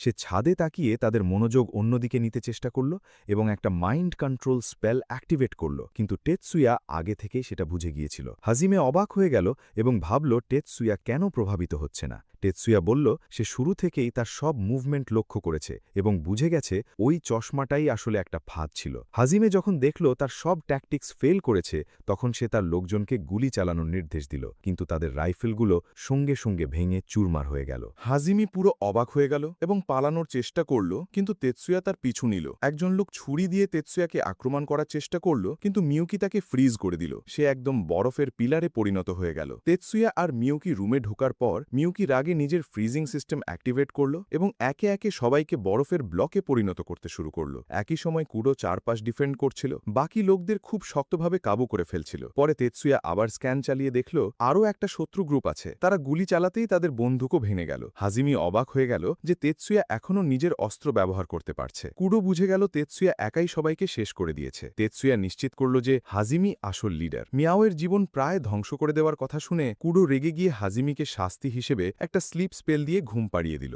সেদিন রাতে আহতদের ট্রান্সপোর্ট করার সময় মিউকি দেখল বরফে জমে থাকা লোকগুলো ধীরে ধীরে গলে যাচ্ছে। কয়েক সপ্তাহ পরে তেৎসুয়া, মিউকি আর এরিকার সাথে হাসপাতাল থেকে মিয়াওকে রিলিজ করাতে গেল। সবাই খুব খুশি ছিল। ঠিক তখনই মিয়াওয়ের বাবা তেৎসুয়াকে আলাদা করে কথা বলতে ডাকলেন। তিনি তেৎসুয়াকে ধন্যবাদ দিলেন তার মেয়েকে বাঁচানোর জন্যে। বললেন তার ভালো কথা শুনে মিয়াও এখন মানসিকভাবে অনেক ভালো হয়ে গেছে, আর তেৎসুয়া তাকে নিজের কাছ থেকেই বাঁচিয়েছে। তিনি আরও বললেন তেৎসুয়া তার মেয়ের জন্য ভালো স্বামী হতে পারে। পরে তারা সবাই একসাথে ফিরে আসলে এরিকা মিয়াওকে জিজ্ঞেস করল সে বাড়ি যেতে চায় কিনা, আর বলল তেৎসুয়া একটা ভালো অপশন হতে পারে। এরপর এরিকা নিজের ফিলিংসও প্রকাশ করতে শুরু করল। মিয়াও বলল সে শুরু থেকেই তেৎসুয়াকে ভালোবাসে, কারণ সে শক্তিশালী আর নিজের উপর নির্ভরশীল, আর কাই শুধু তার একজন বন্ধু ছিল। সেই রাতে মিউকি তেৎসুয়াকে জিজ্ঞেস করল তার ক্ষমতা সাধারণ ছাত্রদের চেয়ে অনেক বেশি হওয়া সত্ত্বেও সে এখনও হাই স্কুলে পড়ে কেন। তেৎসুয়া বলল সে ছাত্রজীবন উপভোগ করতে চায়, আর এই মুহূর্তগুলো মিউকির সাথে শেয়ার করতে ভালো লাগে। ট্রেনিংয়ের সময় মিউকি আকাশে উঠে গিয়ে ফায়ারবলগুলো ধ্বংস করতে শুরু করল। ঠিক তখন তেৎসুয়া গাছের ভেতরে কাউকে দেখতে পেল। তাদের কোচ সেই ব্যক্তিকে চিনতে পারল, আর তারপর সাবেক সেই ইনস্ট্রাক্টর সেখানে হাজির হল। তেৎসুয়া তার উপস্থিতিতে একদম খুশি ছিল না। সে জিজ্ঞেস করল সে নিনজার মতো চুপচাপ লুকিয়ে ঘুরে বেড়াচ্ছে কেন। সে তখন ব্যাখ্যা দিল কাউন্সিলর আসলে পাবলিক সিকিউরিটি ব্যুরোর একজন আন্ডারকাভার এজেন্ট ছিল, আর তাকে গোপন মিশনের অংশ হিসেবে এই স্কুলে পাঠানো হয়েছিল। সে সবাইকে বলল এই তথ্য যেন গোপন রাখা হয়, কারণ তার পরিচয় ফাঁস হলে সে বিপদে পড়ে যাবে। কয়েকদিন পর টেৎসুয়া আর তার বন্ধুরা স্কুলের একটা ফুটবল ম্যাচ জিতে গেল। তারা মনে করল একজন শান্ত স্বভাবের মানুষ তাদের এই জয় পেতে সাহায্য করেছিল। ম্যাচ শেষে লিও আর টেৎসুয়া তার কাছে গিয়ে বলল তোমার স্কিল থাকলে তুমি তো পরের মেসি হতে পারো, কিন্তু মাইকেল বলল তারা একটু বেশি বাড়িয়ে বলছে। সে নিজেও নিশ্চিত না যে সে ইউথ একাডেমিতে যেতে পারবে কিনা, তবে নতুন বন্ধু পেয়ে সে খুশি। বিকেলে মায়োমি স্কুলের সবাইকে জানালো যে আগামী কয়েক সপ্তাহের মধ্যে তারা 9 স্কুল কম্পিটিশনে অংশ নেবে। সে বলল এটা 10 বছরে একবার হয় এমন একটা মর্যাদাপূর্ণ প্রতিযোগিতা, যা স্কুলের সুনাম অনেক বাড়িয়ে দেবে। সে আরও বলল বিকেলে একটা মিটিং হবে যেখানে কাউন্সিল টেৎসুয়াকে টেকনিক্যাল টিমে প্রস্তাব করেছে। কুডো বলল টেৎসুয়া যেন তার আসল ক্ষমতা দেখায়, তার ক্যাট ডিভাইস টিউন করে প্রমাণ করুক সে ঝুঁকি সামলাতে পারবে। একই সময় কাই বলল টেস্ট সাবজেক্ট ব্যবহার করা যেতে পারে, আর টেৎসুয়া ডেটা অন্য ডিভাইসে ট্রান্সফার করা শুরু করল। সব কাজ শেষ করার পর সবাই অবাক হয়ে গেল। সে এত দ্রুত টাইপ করেছে যে কয়েক সেকেন্ডেই সব শেষ। কুডো জিজ্ঞেস করল নতুন ক্যাট ব্যবহার করে সে ক্লান্ত কিনা। টেৎসুয়া বলল সে একদম ঠিক আছে। সুজু বলল টেৎসুয়া একটা রেয়ার ট্যালেন্ট, তাকে টিম থেকে বাদ দেওয়া মানে বড় ভুল হবে। শেষ পর্যন্ত কুডো রাজি হল তাকে টিমে নিতে। সেদিন রাতে সিক্রেট ডিভিশনের কমান্ডার টেৎসুয়াকে বলল পরের দিন পারফরম্যান্স টেস্টে যেতে হবে, তবে তাকে সতর্ক করল যে কম্পিটিশন এলাকায় একটা গোপন গ্রুপ কাজ করছে। সেই রাতেই মিউকি যখন তার কম্পিটিশনের ড্রেস দেখালো, টেৎসুয়া বলল সে খুব সুন্দর লাগছে। মিউকি আত্মবিশ্বাসের সাথে বলল সে অবশ্যই জিতবে। পরের দিন টেতসুয়া মিউকিকে নতুন ফ্লাইট ডিভাইস টেস্ট করতে বলল, আর সে একদম দ্বিধা না করে রাজি হয়ে গেল। সে ডিভাইস অ্যাক্টিভেট করে উড়তে শুরু করল এবং বলল তার একদম মাথা ঘুরছে না, সে পুরো আরামে আছে। টেতসুয়া তাকে পুরো রুম জুড়ে উড়তে বলল, আর মিউকি খুবই খুশি হয়ে উড়তে থাকল। কয়েকদিন পর টেতসুয়া আর মিউকি ডেভেলপমেন্ট সেন্টারে গেল। সেখানে টেতসুয়া বিখ্যাত এক রিসার্চার উসামার সামনে তার ফ্লাইট ডিভাইসটা ডেমো করে দেখালো। ট্রায়াল শেষ হওয়ার পর ওই রিসার্চার টেতসুয়ার জিনিয়াস দেখে একদম অবাক হয়ে গেল। ফিরে আসার সময় পরিবারের হেড বাটলার টেতসুয়াকে একদম ইগনোর করে বলল সে নাকি শুধু একজন বডিগার্ড, কোনো সম্মান পাওয়ার যোগ্য নয়। এটা শুনে মিউকি খুব কষ্ট পেল আর ভাইকে ডিফেন্ড করতে গেল, কিন্তু বাটলার বলল পরিবারের কাছে টেতসুয়ার কোনো ভ্যালিউই নেই। এ কথা শুনে মিউকি রাগে প্রায় তার মুখ বরফ করে দিতে চাইল, কিন্তু টেতসুয়ার সময় মতো তাকে থামিয়ে দিল এবং চুপচাপ তাকে নিয়ে সেখান থেকে চলে গেল। সেই দিনই অনুষ্ঠানের সময় মিউকি টেতসুয়াকে একটা পিন দিল তার স্যুট জ্যাকেটে লাগানোর জন্য।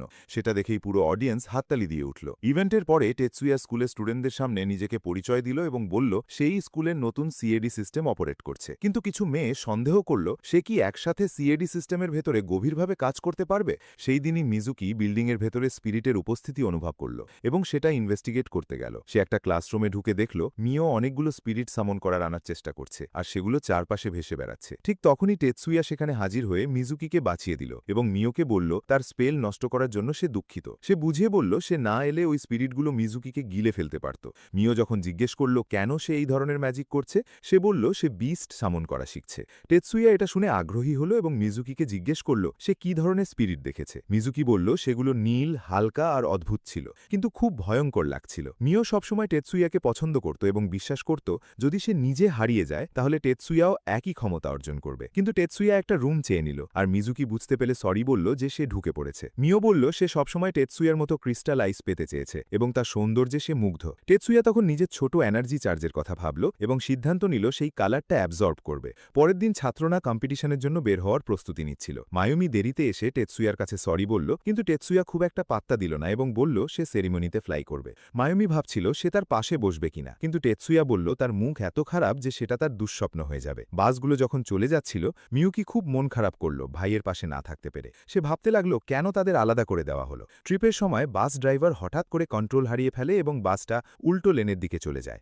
ভ্যানকুন তখন রক্তের পিপাসায় আরও বেশি মানুষ মারা সুযোগ খুঁজছিল, কিন্তু ঠিক সেই মুহূর্তে ড্রাইভার ব্রেক কষে সময় মতো বাসটা থামিয়ে দিল, যদিও ভ্যানকুন ইতিমধ্যেই বাসের দিকে স্লাইড করে আসছিল। ছাত্ররা ম্যাজিক ব্যবহার করতে যাচ্ছিল, কিন্তু মারি সবাইকে থামিয়ে দিল কারণ তাদের স্পেলগুলো একে অপরকে ক্যান্সেল করে দিতে পারত। ঠিক সেই সময় মিউকি চারপাশের আগুন নিভিয়ে দেওয়ার চেষ্টা করল এবং এমন একটা স্পেল কাস্ট করল যাদের সব শিল্ড ভেঙে যায় আর আগুনও নিভে যায়। এরপর কুরো তার শিল্ড ছুড়ে দিল এবং গাড়িটা নিরাপদে ধাক্কা খেল। এই দৃশ্য দেখে সবাই অবাক হয়ে গেল। গন্তব্যে পৌঁছে তেতসুয়া মিউকিকে বলল সে দুর্ঘটনার জায়গায় ম্যাজিক্যাল এনার্জি ফিল করেছে এবং তার মনে হচ্ছে ড্রাইভারই এর জন্য দায়ী। বিল্ডিংয়ে ঢোকার পর তারা হঠাৎ এরিকার সাথে দেখা করল, কিন্তু তেতসুয়া তার মুখ দেখে ভয়ঙ্কর মনে করল, তাই তাকে ইগনোর করে চলে গেল। সন্ধ্যায় ডিনারের সময় এরিকা আবার তেতসুয়ার সামনে হাজির হল, কিন্তু তেতসুয়া বলল তার কাপড় ঠিক আছে কিন্তু মুখ একদম ভালো না। এরপর একজন মানুষ ছাত্রদের ওয়েলকাম করল এবং তাদের ম্যাজিক অ্যাসোসিয়েশনের হেডের সাথে পরিচয় করানোর সিদ্ধান্ত নিল। হলের লাইট ডিম হয়ে গেল এবং স্পটলাইটের নিচে একজন নালী হাজির হল। তেতসুয়া বুঝতে পারল এটা ম্যাজিক দিয়ে পারসেপশন ইন্টারফিয়ারেন্স করা হচ্ছে, আর ভাবল ডিরেক্টর হয়তো ওয়াইড রেঞ্জ স্পেল কাস্ট করেছে, কিন্তু সেই নারী দ্রুত চলে গেল। তারপর একজন চোখহীন মানুষ হাজির হয়ে বলল ওই নারীটা আসলে একটা টেস্ট ছিল, মাত্র 5 জন সেটাকে বুঝতে পেরেছে, বাকিরা ফেল করেছে, আর যদি তারা প্রতিরোধ করার চেষ্টা করে তাহলে মারা যাবে। রাতে হোটেলের বাইরে মাইকেল সামানিং ম্যাজিক ব্যবহার করার চেষ্টা করছিল, কিন্তু সে কিছু রহস্যময় লোকের উপস্থিতি টের পায়। ভাবল তারা চোর। সে তাদের দিকে স্পিরিট পাঠালো, কিন্তু আরেকটা স্পেল সেটা ইন্টারসেপ্ট করল, আর তখনই সে বুঝতে পারল তারা সাধারণ চোর না। সে হোটেলের দিকে দৌড়ে ফিরল, কিন্তু আগের একটা ঘটনার কারণে সে অনেক দুর্বল হয়ে পড়েছিল, তার বেশিরভাগ শক্তি হারিয়ে গেছে। ঠিক তখন তেতসুয়া মনে করল কিভাবে সে আগে ম্যাজিক ছাড়াই উচ্চ পর্যায়ের লোকদের হারিয়েছিল, আর সে তাদের পিছু নিল। পরে সে দেখল ওই লোকেরা লাইট বেসড স্পেল কাস্ট করছে এবং তাদের বন্দুক শক্তিশালী বজ্রপাতের আঘাতে ভেঙে গেছে। এইসব দেখে তেতসুয়া খুবই এক্সাইটেড হয়ে গেল, আর হোটেলের ভেতরে উল্টোভাবে ঝুলে থাকা এক মুখ দেখতে পেল। মোয়ের স্পেল অ্যাক্টিভেট হতে অনেক সময় লাগছে দেখে তেতসুয়া ঠিক করল সে নিজেই তাকে সাপোর্ট করবে। সে নিজেই ওই লোকদের অস্ত্র ধ্বংস করে দিল এবং তাদের সাথে একদম জোরালো লড়াই শুরু করল। লড়াই শেষ হবার পর অফিসার তেতসুয়াকে মো নিয়ে কথা বলল তার যে সংগ্রাম সেটা তেতসুয়ার নিজের জীবনের সাথেও অনেকটা মিলে যায়। সে নিজের পরিচয় মেনে নিতে অনেক কষ্ট করছিল, কিন্তু তেতসুয়া সোজাসাপটা বলে দিল সে কোনো ডে কেয়ার চালাচ্ছে না, মাইকেল নিজের সমস্যাগুলো নিজেই সামলাক। পরের দিন কম্পিটিশন শুরু হলো। তেতসুয়া জানত মারি খুব কনফিডেন্ট যে সে জিতবেই, কিন্তু এরিকা বলছিল সে শুধু দেখানোর জন্য এসব করছে। একজন মেয়ে আকাশে উড়ে উড়ে বিশৃঙ্খলা বিশৃঙ্খলা সৃষ্টি করছিল, কিন্তু মারি একদম শান্ত ছিল। সে তার স্পেল অ্যাক্টিভেট করল এবং ওয়েভের ওপর দিয়ে অবিশ্বাস্য স্পিডে সার্ভ করতে লাগল। সে টেৎসুয়াকে বলল সে এনহ্যান্সড ম্যাজিক ব্যবহার করেছে এবং একসাথে একাধিক টেকনিক কন্ট্রোল করছে, তাই সে খুব সহজে ব্যালেন্স ধরে রাখতে পারছে এবং নিজের স্কিল প্রমাণ করতে পারছে। পরে তাতসুয়া একটা ব্যক্তিগত মিটিংয়ে গিয়েছিল। সেখানে একজন অফিসার তাকে বলল তারা আগে যেসব রহস্যময় লোকের মুখোমুখি হয়েছিল তারা আসলে ড্র্যাগন গ্রুপ নামে একটা গোপন সংগঠনের সদস্য। ওই সংগঠন বড় ধরনের একটা যুদ্ধ শুরু করার পরিকল্পনা করছে। তাতসুয়া আশা প্রকাশ করল যে খুব শিগগিরই পুরো সত্যটা সবার সামনে চলে আসবে। পরের দিন কোয়ার্টার ফাইনালের জন্য তাতসুয়া এরিনায় পৌঁছাল। সেখানে সে দেখল মায়ুমি তার প্রতিপক্ষের বিরুদ্ধে প্রতিযোগিতায় অংশ নিতে মঞ্চে উঠেছে। সবুজ সংকেত জ্বলে উঠতেই দুজনেই গুলি ছোড়া শুরু করল। তবে মায়ুমি তার প্রতিপক্ষের তুলনায় ৩ গুণ দ্রুত ছিল। সে নিখুঁতভাবে ১০০ পয়েন্ট অর্জন করে সহজেই জয় নিশ্চিত করল। পরে মায়ুমি তাতসুয়াকে জিজ্ঞেস করল সে তাকে একটু সাহায্য করতে পারবে কি। তাতসুয়া বলল সে এখন খুব ব্যস্ত এবং তার সঙ্গে কাজ করার জন্য অনেক মানুষ আছে। সেদিন সন্ধ্যায় এরিকা হোটেলে তাতসুয়ার কাছে এসে জানতে চাইল সে কি তার তৈরি করা নতুন যন্ত্রগুলো ব্যবহার করে দেখতে পারে। তাতসুয়া বলল এটা তার জন্য খুব একটা উপযুক্ত হবে না, তাই সে বাক্সটা লিওর হাতে দিল পরীক্ষার জন্য। লিও অস্ত্রটা ব্যবহার করে দেখতে সিদ্ধান্ত নিল। সে একটি জাদু সক্রিয় করল, যার ফলে তলোয়ারটি ২ ভাগে বিভক্ত হয়ে গেল। তারপর সেটি বাতাসে ঘুরিয়ে আবার নিজের কাছে ফিরিয়ে আনল। অস্ত্রটির ক্ষমতা দেখে সে বেশ মুগ্ধ হল এবং বলল এর শক্তি আরও বাড়াতে উন্নত জাদুর প্রয়োজন হবে। তাতসুয়া ব্যাখ্যা করল যে তলোয়ারটির শক্তি দূরত্ব বাড়ার সঙ্গে সঙ্গে আরও প্রসারিত হতে পারে এবং একটি অদৃশ্য মাধ্যম এর ২ অংশকে সংযুক্ত করে রাখে। পরের দিন নতুন একটি প্রতিযোগিতা শুরু হল। মারি পানিতে নেমে প্রতিযোগিতা শুরু করল এবং লক্ষ্য করল তার সবচেয়ে কাছের প্রতিদ্বন্দ্বী দ্রুত তার দিকে এগিয়ে আসছে। হঠাৎ প্রতিদ্বন্দ্বী নিয়ন্ত্রণ হারিয়ে বোর্ড থেকে ছিটকে পড়ে মারির দিকে উড়ে এল। মারি এড়িয়ে যাওয়ার চেষ্টা করলেও বোর্ডটি তার সঙ্গে ধাক্কা খায় এবং সে পানির বাইরে ছিটকে পড়ে। সেই রাতে মারির জ্ঞান ফিরল হাসপাতালে। মায়ুমি তাকে জানালো যে পড়ে যাওয়ার সময় তার একটি পাঁজরের হাড়ে ফাটল ধরেছে এবং তাকে একটি জাদুর মাধ্যমে স্থির করে রাখা হয়েছিল। মারি বলল দুর্ঘটনার ঠিক আগে তার বোর্ডটি হঠাৎ নিচের দিকে নেমে গিয়েছিল, যা তার কাছে অস্বাভাবিক মনে হয়েছে। মায়ুমিও বিষয়টিকে সন্দেহজনক বলে মনে করল। তাতসুয়া বলল তার ধারণা বাইরে থেকে কেউ জাদু ব্যবহার করে মারির উপর আক্রমণ করেছে, কিন্তু এত বড় প্রতিযোগিতায় অসংখ্য জাদুকর উপস্থিত থাকায় আসল অপরাধীকে খুঁজে বের করা এবং নিরাপত্তা ব্যবস্থার ফাঁক খুঁজে পাওয়া খুব কঠিন। একই রাতে মায়ুমি কমিটিকে জানালো যে এখন মাত্র ২টি প্রধান প্রতিযোগিতা বাকি আছে।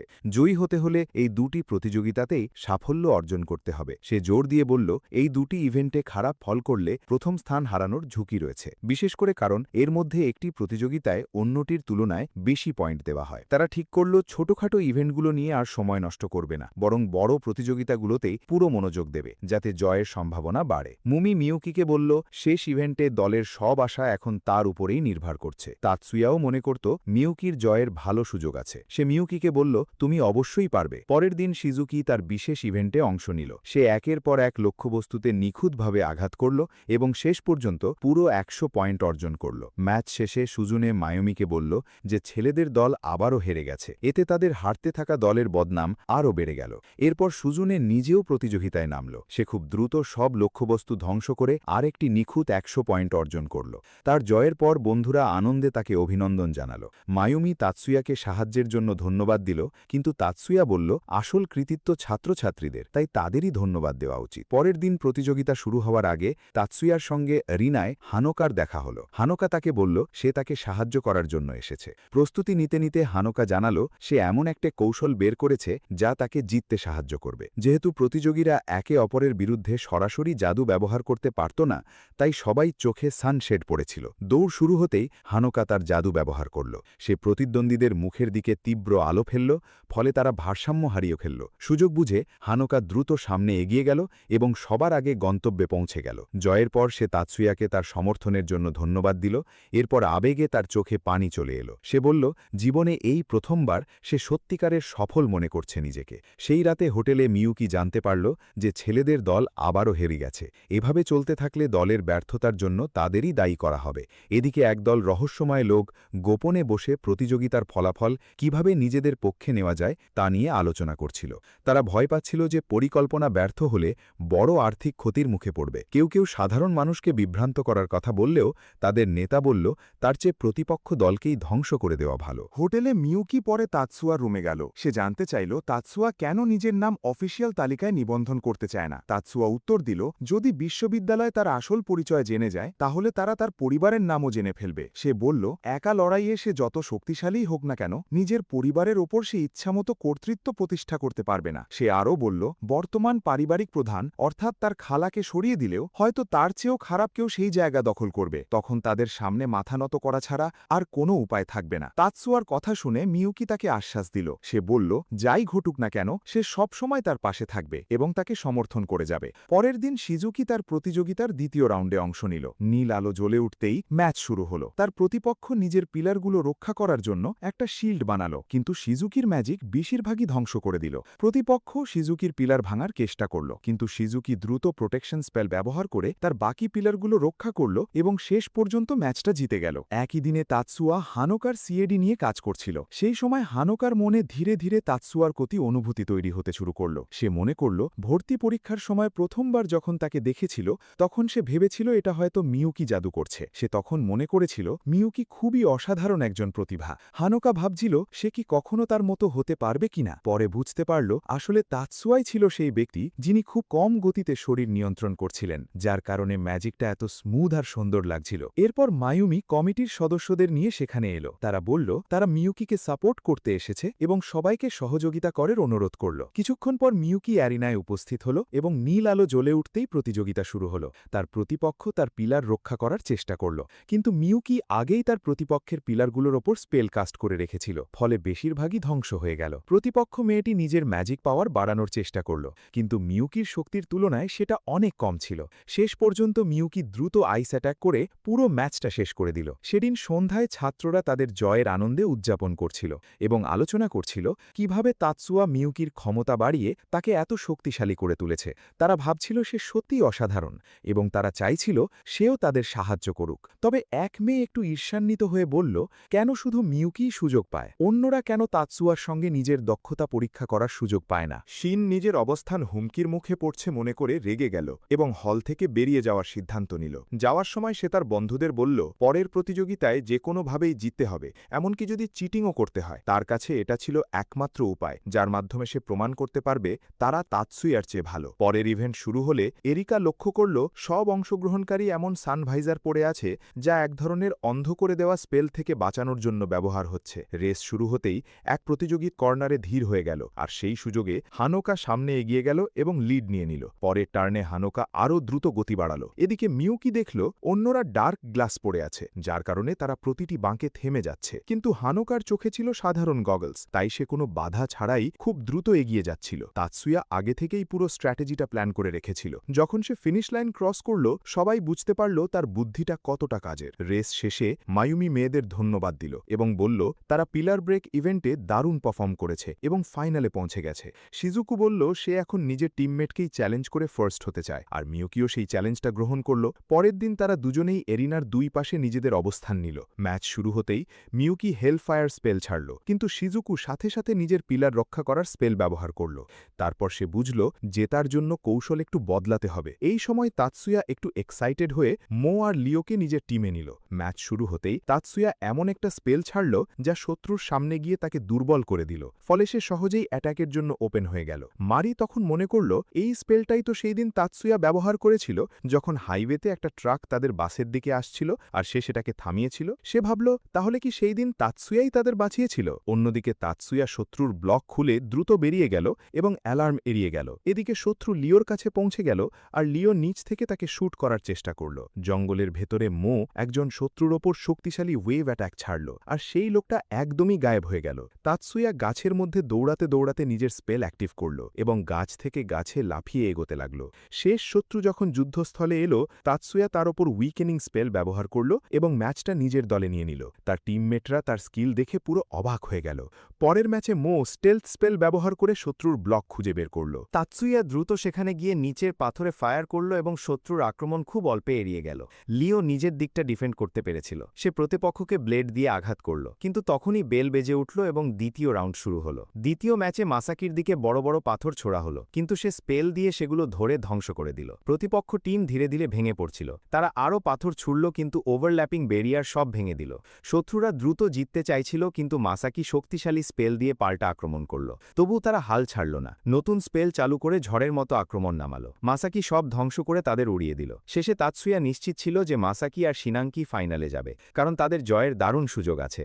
মো একটু চিন্তা করছিল যে আসলে তাদের জেতার কোনো সুযোগ আছে কিনা। তখন তাতসুয়া তাকে বলল এসব নিয়ে বেশি না ভেবে সামনে যাদের সাথে লড়তে হবে তাদের ওপরই ফোকাস করতে।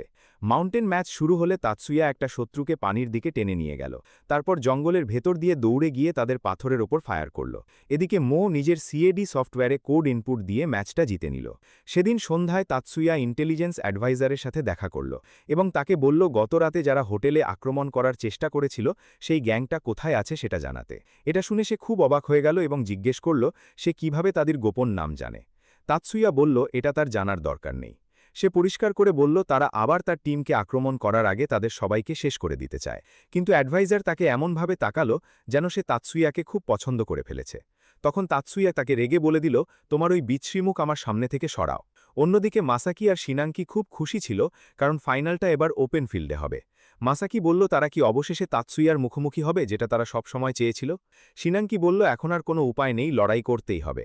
টেন্টের ভেতরে তাতসুয়া লিওকে একটা ম্যাজিক্যাল ক্লোক দিল।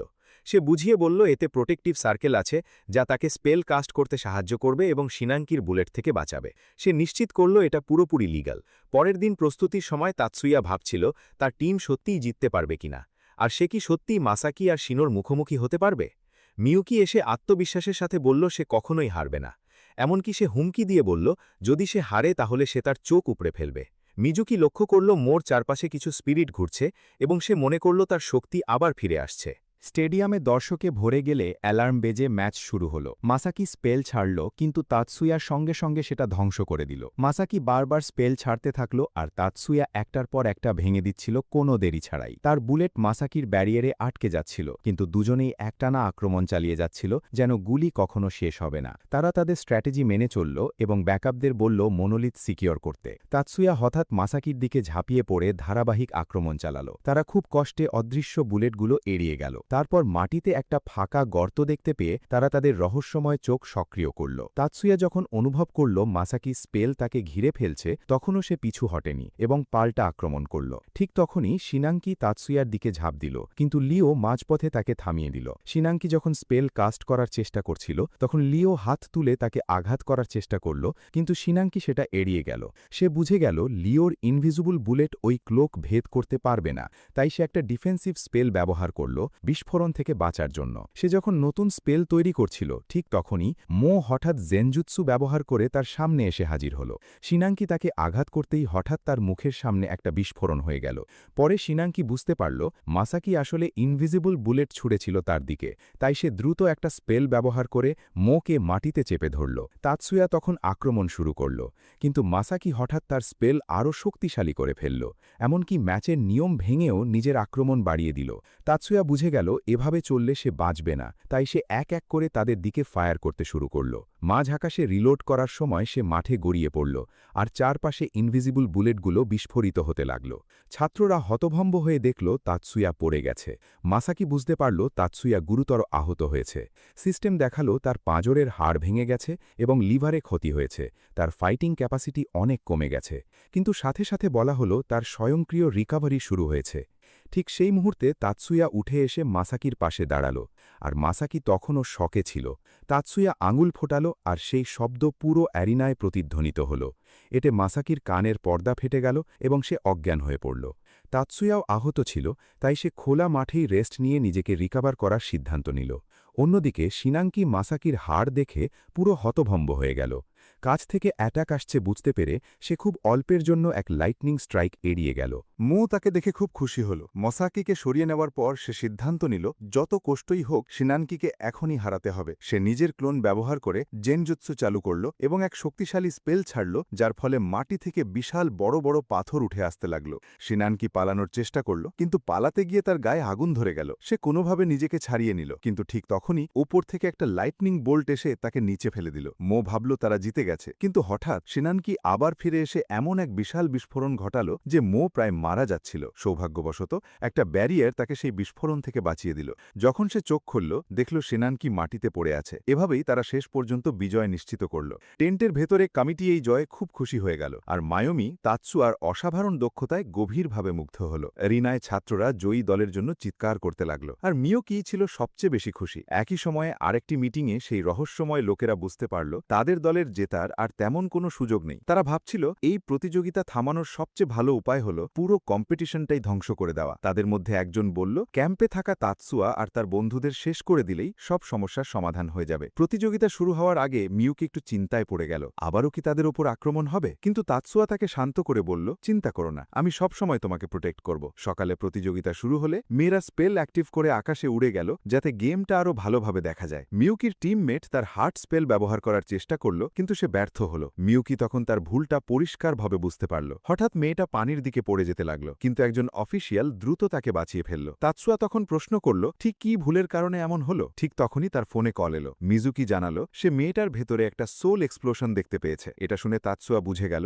আবারও তাদের টার্গেট করা হয়েছে। সে বলল এই ব্যাপারটা সে নিজেই সামলাবে। মিউকি তার কম্পিটিশন ডিভাইস চেক করতে গেল, কিন্তু তার আগেই একজন অফিসিয়াল ডিভাইসটা ইন্সপেক্ট করার নামে ভেতরে ভাইরাস ঢোকানোর চেষ্টা করছিল। হঠাৎ তাতসুয়া সেখানে ঢুকে পড়ল, অফিসিয়ালকে টেবিলের ওপর টেনে নিয়ে জিজ্ঞেস করল, তোমার উদ্দেশ্য কি? কিন্তু লোকটা কোনো উত্তর দিল না। যখন তাতসুয়া তাকে শেষ করতে চাইছিল, ঠিক তখনই একজন বৃদ্ধ লোক টেন্টে ঢুকে পরিস্থিতি জানতে চাইল। তাতসুয়া তাকে সব খুলে বলল, এই লোকটা মিয়োকির ডিভাইসে কিছু ঢোকানোর চেষ্টা করেছে। বৃদ্ধ লোকটা চেক করে দেখল ডিভাইসে একটা সাইবার ওয়ার্ম আছে, একটা শক্তিশালী ভাইরাস যা ডিভাইসকে পুরো নষ্ট করে দিতে পারে। তারপর সে ওই অনুপ্রবেশকারীকে সরিয়ে দিল। তাতসুয়া মিয়োকিকে বলল, মূল ডিভাইস নষ্ট হয়ে গেছে, তাই সে এখন ব্যাকআপ ডিভাইস ব্যবহার করতে পারবে। বৃদ্ধ লোকটা আবার তাতসুয়াকে দেখতে চাওয়ার কথা বলল, কিন্তু তাতসুয়া বলল তার এসবের সময় নেই। মিয়োকি টিমের টেন্টে ফিরে এসে বারবার ক্ষমা চাইতে লাগল। সে বলল তার রাগ করা ঠিক হয়নি এবং সে দুঃখিত, কিন্তু তাতসুয়া বলল তার ক্ষমা চাওয়ার দরকার নেই। সে রাগ করেছিল শুধু তাকে প্রোটেক্ট করার জন্য। রাতে মিয়োকি দেখল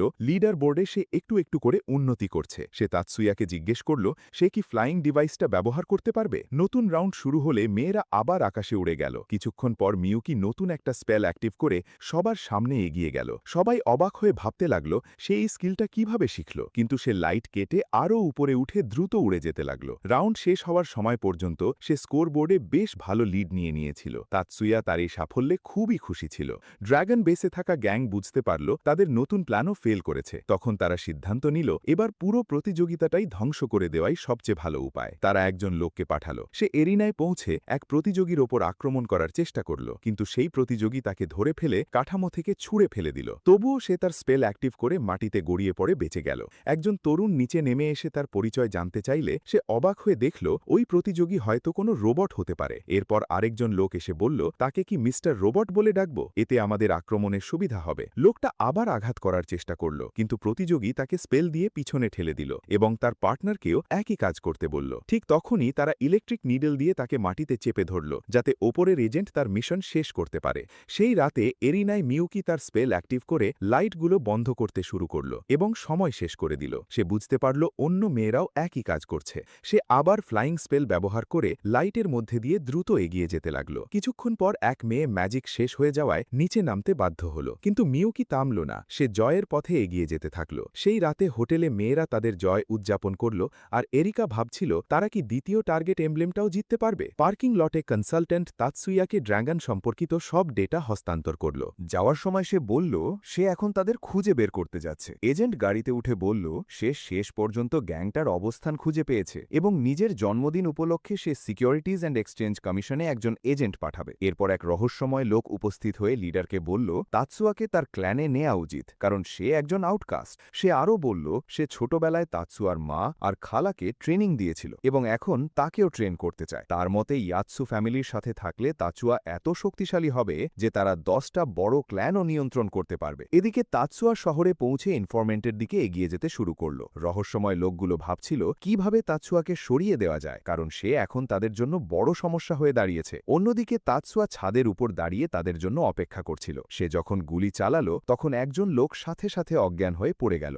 বাকি লোকগুলো বুঝতে পারছিল না কি হচ্ছে। হঠাৎ তাদের পাওয়ার জেনারেটরটাই গায়েব হয়ে গেল। তারা ভয় পেতে শুরু করল যে সামনে কি হতে যাচ্ছে। ঠিক তখনই তাতসুয়ার ফোন বেজে উঠল। সে তাদের বলল আমি আসছি, তোমাদের তোমাদের থেকে প্রতিশোধ নিতে। এরপর তাদের ম্যাজিকও কাজ করা বন্ধ হয়ে গেল, আর আরেকটা জেনারেটরও গায়েব হয়ে গেল। একজন লোক ভয়ে লুকানোর চেষ্টা করল। আরেকটা জেনারেটরে দেখা গেল আক্রমণটা আসছে জানালার দিক থেকে। একজন লোক তখন দূরের বিল্ডিং টার্গেট করে একজনকে ছবি তুলতে বলল, কিন্তু যখন সে লেন্স দিয়ে তাকালো সে দেখল তাতসুয়া হাসছে। সে কিছু বুঝে ওঠার আগেই তার চোখে গুলি লেগে গেল। তখন তারা সিদ্ধান্ত নিল পাওয়ার জেনারেটর ব্যবহার করে তাতসুয়াকে আক্রমণ করবে, কিন্তু তারা বুঝল সরাসরি তার কাছে পৌঁছনোই সম্ভব না। এরই মধ্যে আরও দুটি জেনারেটর গায়েব হয়ে গেল। তাতসুয়া ইন্টারকমে কথা বলে বলল, আমি এসেছি তোমাদেরকে দ্রুত শেষ করার জন্য। একজন লোক সাহায্যের জন্য কল করতে চাইল, কিন্তু তাতসুয়া জানালো সে তাদের সার্ভিসই কেটে দিয়েছে। আর ঠিক তখনই সেই লোকটাও গায়েব হয়ে গেল। একজন অন্ধ লোক পালানোর চেষ্টা করল, কিন্তু দরজায় পৌঁছনোর আগেই সেও গায়েব হয়ে গেল। শেষ পর্যন্ত শুধু একজনই বেঁচে থাকল। সে বলল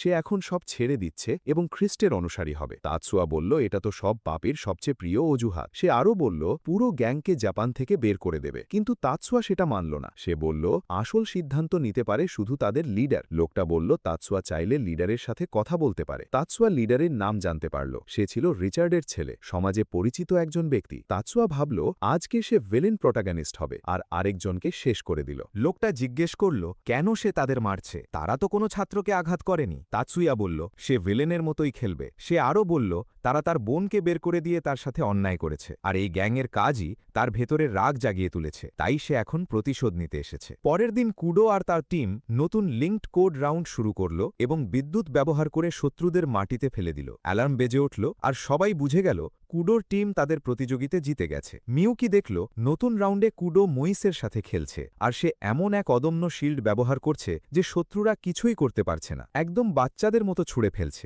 এভাবেই সে নিজের টিমের জয় নিশ্চিত করল। শেষে মিউকি আর তার টিমমেট মেডেল পেল। কুডো তার প্রথম স্থান পাওয়ায় খুবই খুশি ছিল। সেই রাতে হোটেলে তাতসুয়া দেখল মাসাকি আর মিউকি একসাথে আছে, আর সে ভাবল হয়তো এখানে কোনো লাভ স্টোরি শুরু হচ্ছে। সে সামনে গেলে বুঝল মাসাকি আসলে মিউকির ভাই। তখন তাতসুয়া মনে করল তার সব ভুল ধারণা শেষ হয়ে গেছে। তবে সে ভাই বোনের সম্পর্ককে সম্মান করল এবং মিউকিকে ডান্স করার জন্য আমন্ত্রণ জানালো। তারা বলরুমে চলে গেল। কিছুক্ষণ পর কুডো বাইনে দেখা করে তাতসুয়াকে একটা প্রাইভেট মিটিংয়ের জন্য ডাকল। সে বলল 10টা বড় ক্ল্যানের মধ্যে একটাতে যোগ দেওয়াই তার জন্য একমাত্র সেফ উপায়, না হলে ক্ল্যান লিডারের পরিকল্পনা থেকে সে বাঁচতে পারবে না। তাতসুয়া ক্ল্যান বদলাতে খুব একটা আগ্রহ দেখাল না। কুডো জিজ্ঞেস করল যদি সে মায়োমিকে বিয়ে করে তাহলে কি সে মত বদলাবে। তাতসুয়া বলল এটা যথেষ্ট না, আর সে এখনও বাবা হওয়ার জন্য অনেক ছোট। কুডো বলল তারা ক্ল্যান লিডারের পরাজয় উপেক্ষা করতে পারবে না, কারণ লিডাররা তাকে তাদের দলে নিতে একেবারে দৃঢ়। এমনকি কয়েক সপ্তাহ পর তাকে লিডার বানানোরও প্রস্তাব দেবে। স্কুলে মিউকি ভাবছিল তাতসুয়া লাইব্রেরিতে কেন এসেছে। সে একটু সন্দেহ করে ভাবল সে হয়তো অ্যাডাল্ট ভিডিও দেখছে, কিন্তু তাতসুয়া বলল সে ফিলসফার স্টোন খুঁজছে। সে বুঝিয়ে বলল এই পাথর দিয়ে যে কোনো জিনিসকে ম্যাজিক্যাল কম্পোনেন্টে রূপান্তর করা যায়, আর এর ভেতরে ম্যাজিক সিকোয়েন্সও স্টোর করা যায়। তারপর সে মিউকিকে জিজ্ঞেস করল সে কেন এসেছে। মিউকি বলল নতুন কাউন্সিল প্রেসিডেন্ট তাকে দেখা করতে চায়, তাই সে তার সাথে যাবে। প্রাইভেট অফিসের শিক্ষক তাতসুয়াকে বলল তাদের একটা নতুন কম্পিটিশনে ইনভাইট করা হয়েছে, আর জিজ্ঞেস করল সে স্কুল রিপ্রেজেন্ট করতে প্রস্তুত কিনা। সে আরও বলল শেষ টিম মেম্বারও এসে গেছে। তারপর সে চলে গেল। সেই রাতে তাতসুয়া বাড়ি ফিরে মিউকির সাথে দেখা করল, আর পরিস্থিতিটা একটু অদ্ভুত লাগল। সে বুঝতে পারল বাইরে যে মহিলা ছিল সে তারই পার্টনার। ওই মহিলার নাম সাই। সে বলল সে হেডকোয়ার্টারে তাকে সাপোর্ট করতে চায় এবং তাকে স্কুল ছেড়ে দিতে বলল। তবে তাতসুয়া তাকে বলল সে তার বোনকে একা ফেলে যেতে পারবে না। সে বলল তার দেখাশোনা করার জন্য অন্য কেউ আছে। এ কথা শুনে সে সরাসরি না করে দিল। বলল মিউকির জন্য তার মতো ভালো কেউ হতে পারবে না, আর সে সারা জীবন হলেও তার পার্সোনাল গার্ডিয়ান হয়েই থাকতে রাজি। তার এই সিদ্ধান্ত একদম ফাইনাল বুঝতে পেরে ওই মেয়ে তাকে ফিলোসফার স্টোন সম্পর্কে জানালো। সে বলল এই পাথরে ম্যাজিক্যাল সিকোয়েন্স স্টোর করা যায় এবং তাতসুয়া চাইলে সেটা রিপিটও করতে পারবে কিনা। তাতসুয়া সাথে সাথে বলল সে এখনই এটা অ্যানালাইজ করতে পারবে। সে চলে যাওয়ার পর তাতসুয়া মিউকিকে বলল সে আসলে খারাপ লোকদের খুঁজছিল। ঠিক তখনই একটা দুর্ঘটনা ঘটল। দুটো গাড়ি একদম ধ্বংস হয়ে গেল। কিছু দুর্বৃত্ত লোক তাদের শেষ করে দেওয়ার চেষ্টা করছিল, তাই তাতসুয়া তাদের দিকে দৌড়ে গেল। একজন দুর্বৃত্ত ডিসরাপশন গ্রেনেড ছুড়ল, কিন্তু তাতসুয়া হাত তুলে মুহূর্তেই তার অস্ত্র নিষ্ক্রিয় করে দিল। লোকগুলো একদম হতভম্ব হয়ে গেল। তারা বলল এই লোকটা কে, কিন্তু তাতসুয়া কোনো সময় নষ্ট না করে দ্রুত আক্রমণ করল এবং তাদের হাড় পর্যন্ত ভেঙে দিল। সে যখন আহত লোকগুলো চেক করছিল তখন দূর থেকে একজন স্নাইপার গুলি চালালো, কিন্তু তাতসুয়া খুব সহজে সেটাও এড়িয়ে গেল। এরপর এরপর লাশগুলো গাড়িতে নিয়ে দ্রুত সেখান থেকে সরিয়ে নেওয়া হলো। তাৎসুয়া তার ইন্টারনাল সেন্স ব্যবহার করে বুলেটের ট্র্যাক ফলো করল এবং বুঝতে পারল স্নাইপারটা অনেক দূরের একটা ছাদে আছে। সে সাথে সাথে সেখানে হাজির হলো এবং একটা বিস্ফোরণ ছুড়ে স্নাইপারকে আঘাত করল। বাড়ি ফিরে তাৎসুয়া মিউকিকে পুরো ঘটনা বলল এবং জানালো তাকে এই এফেক্টগুলো রিপিট করার দায়িত্ব দেওয়া হয়েছে। সে স্বীকার করল কাজটা কঠিন হতে পারে, কিন্তু সে চেষ্টা করতে প্রস্তুত। সে আরও বলল সে এমন ম্যাজিক্যাল রোবট বানাতে পারবে যা যুদ্ধে সাহায্য করবে। আর এখানেই আজকের ভিডিওটি শেষ হয়। এর পরবর্তী পার্ট দেখার জন্য এই চ্যানেলকে সাবস্ক্রাইব করে আমাদের পাশেই থাকো। আর যদি এই ভিডিওতে 100টি লাইক আর 50টি সাবস্ক্রাইবার পূরণ করে দাও, তাহলে আমি খুব তাড়াতাড়ি এর পরবর্তী পার্ট নিয়ে আসব। দেখা হচ্ছে এর পরের ভিডিওতে। সেই পর্যন্ত ভালো থেকো, সুস্থ থেকো। ধন্যবাদ।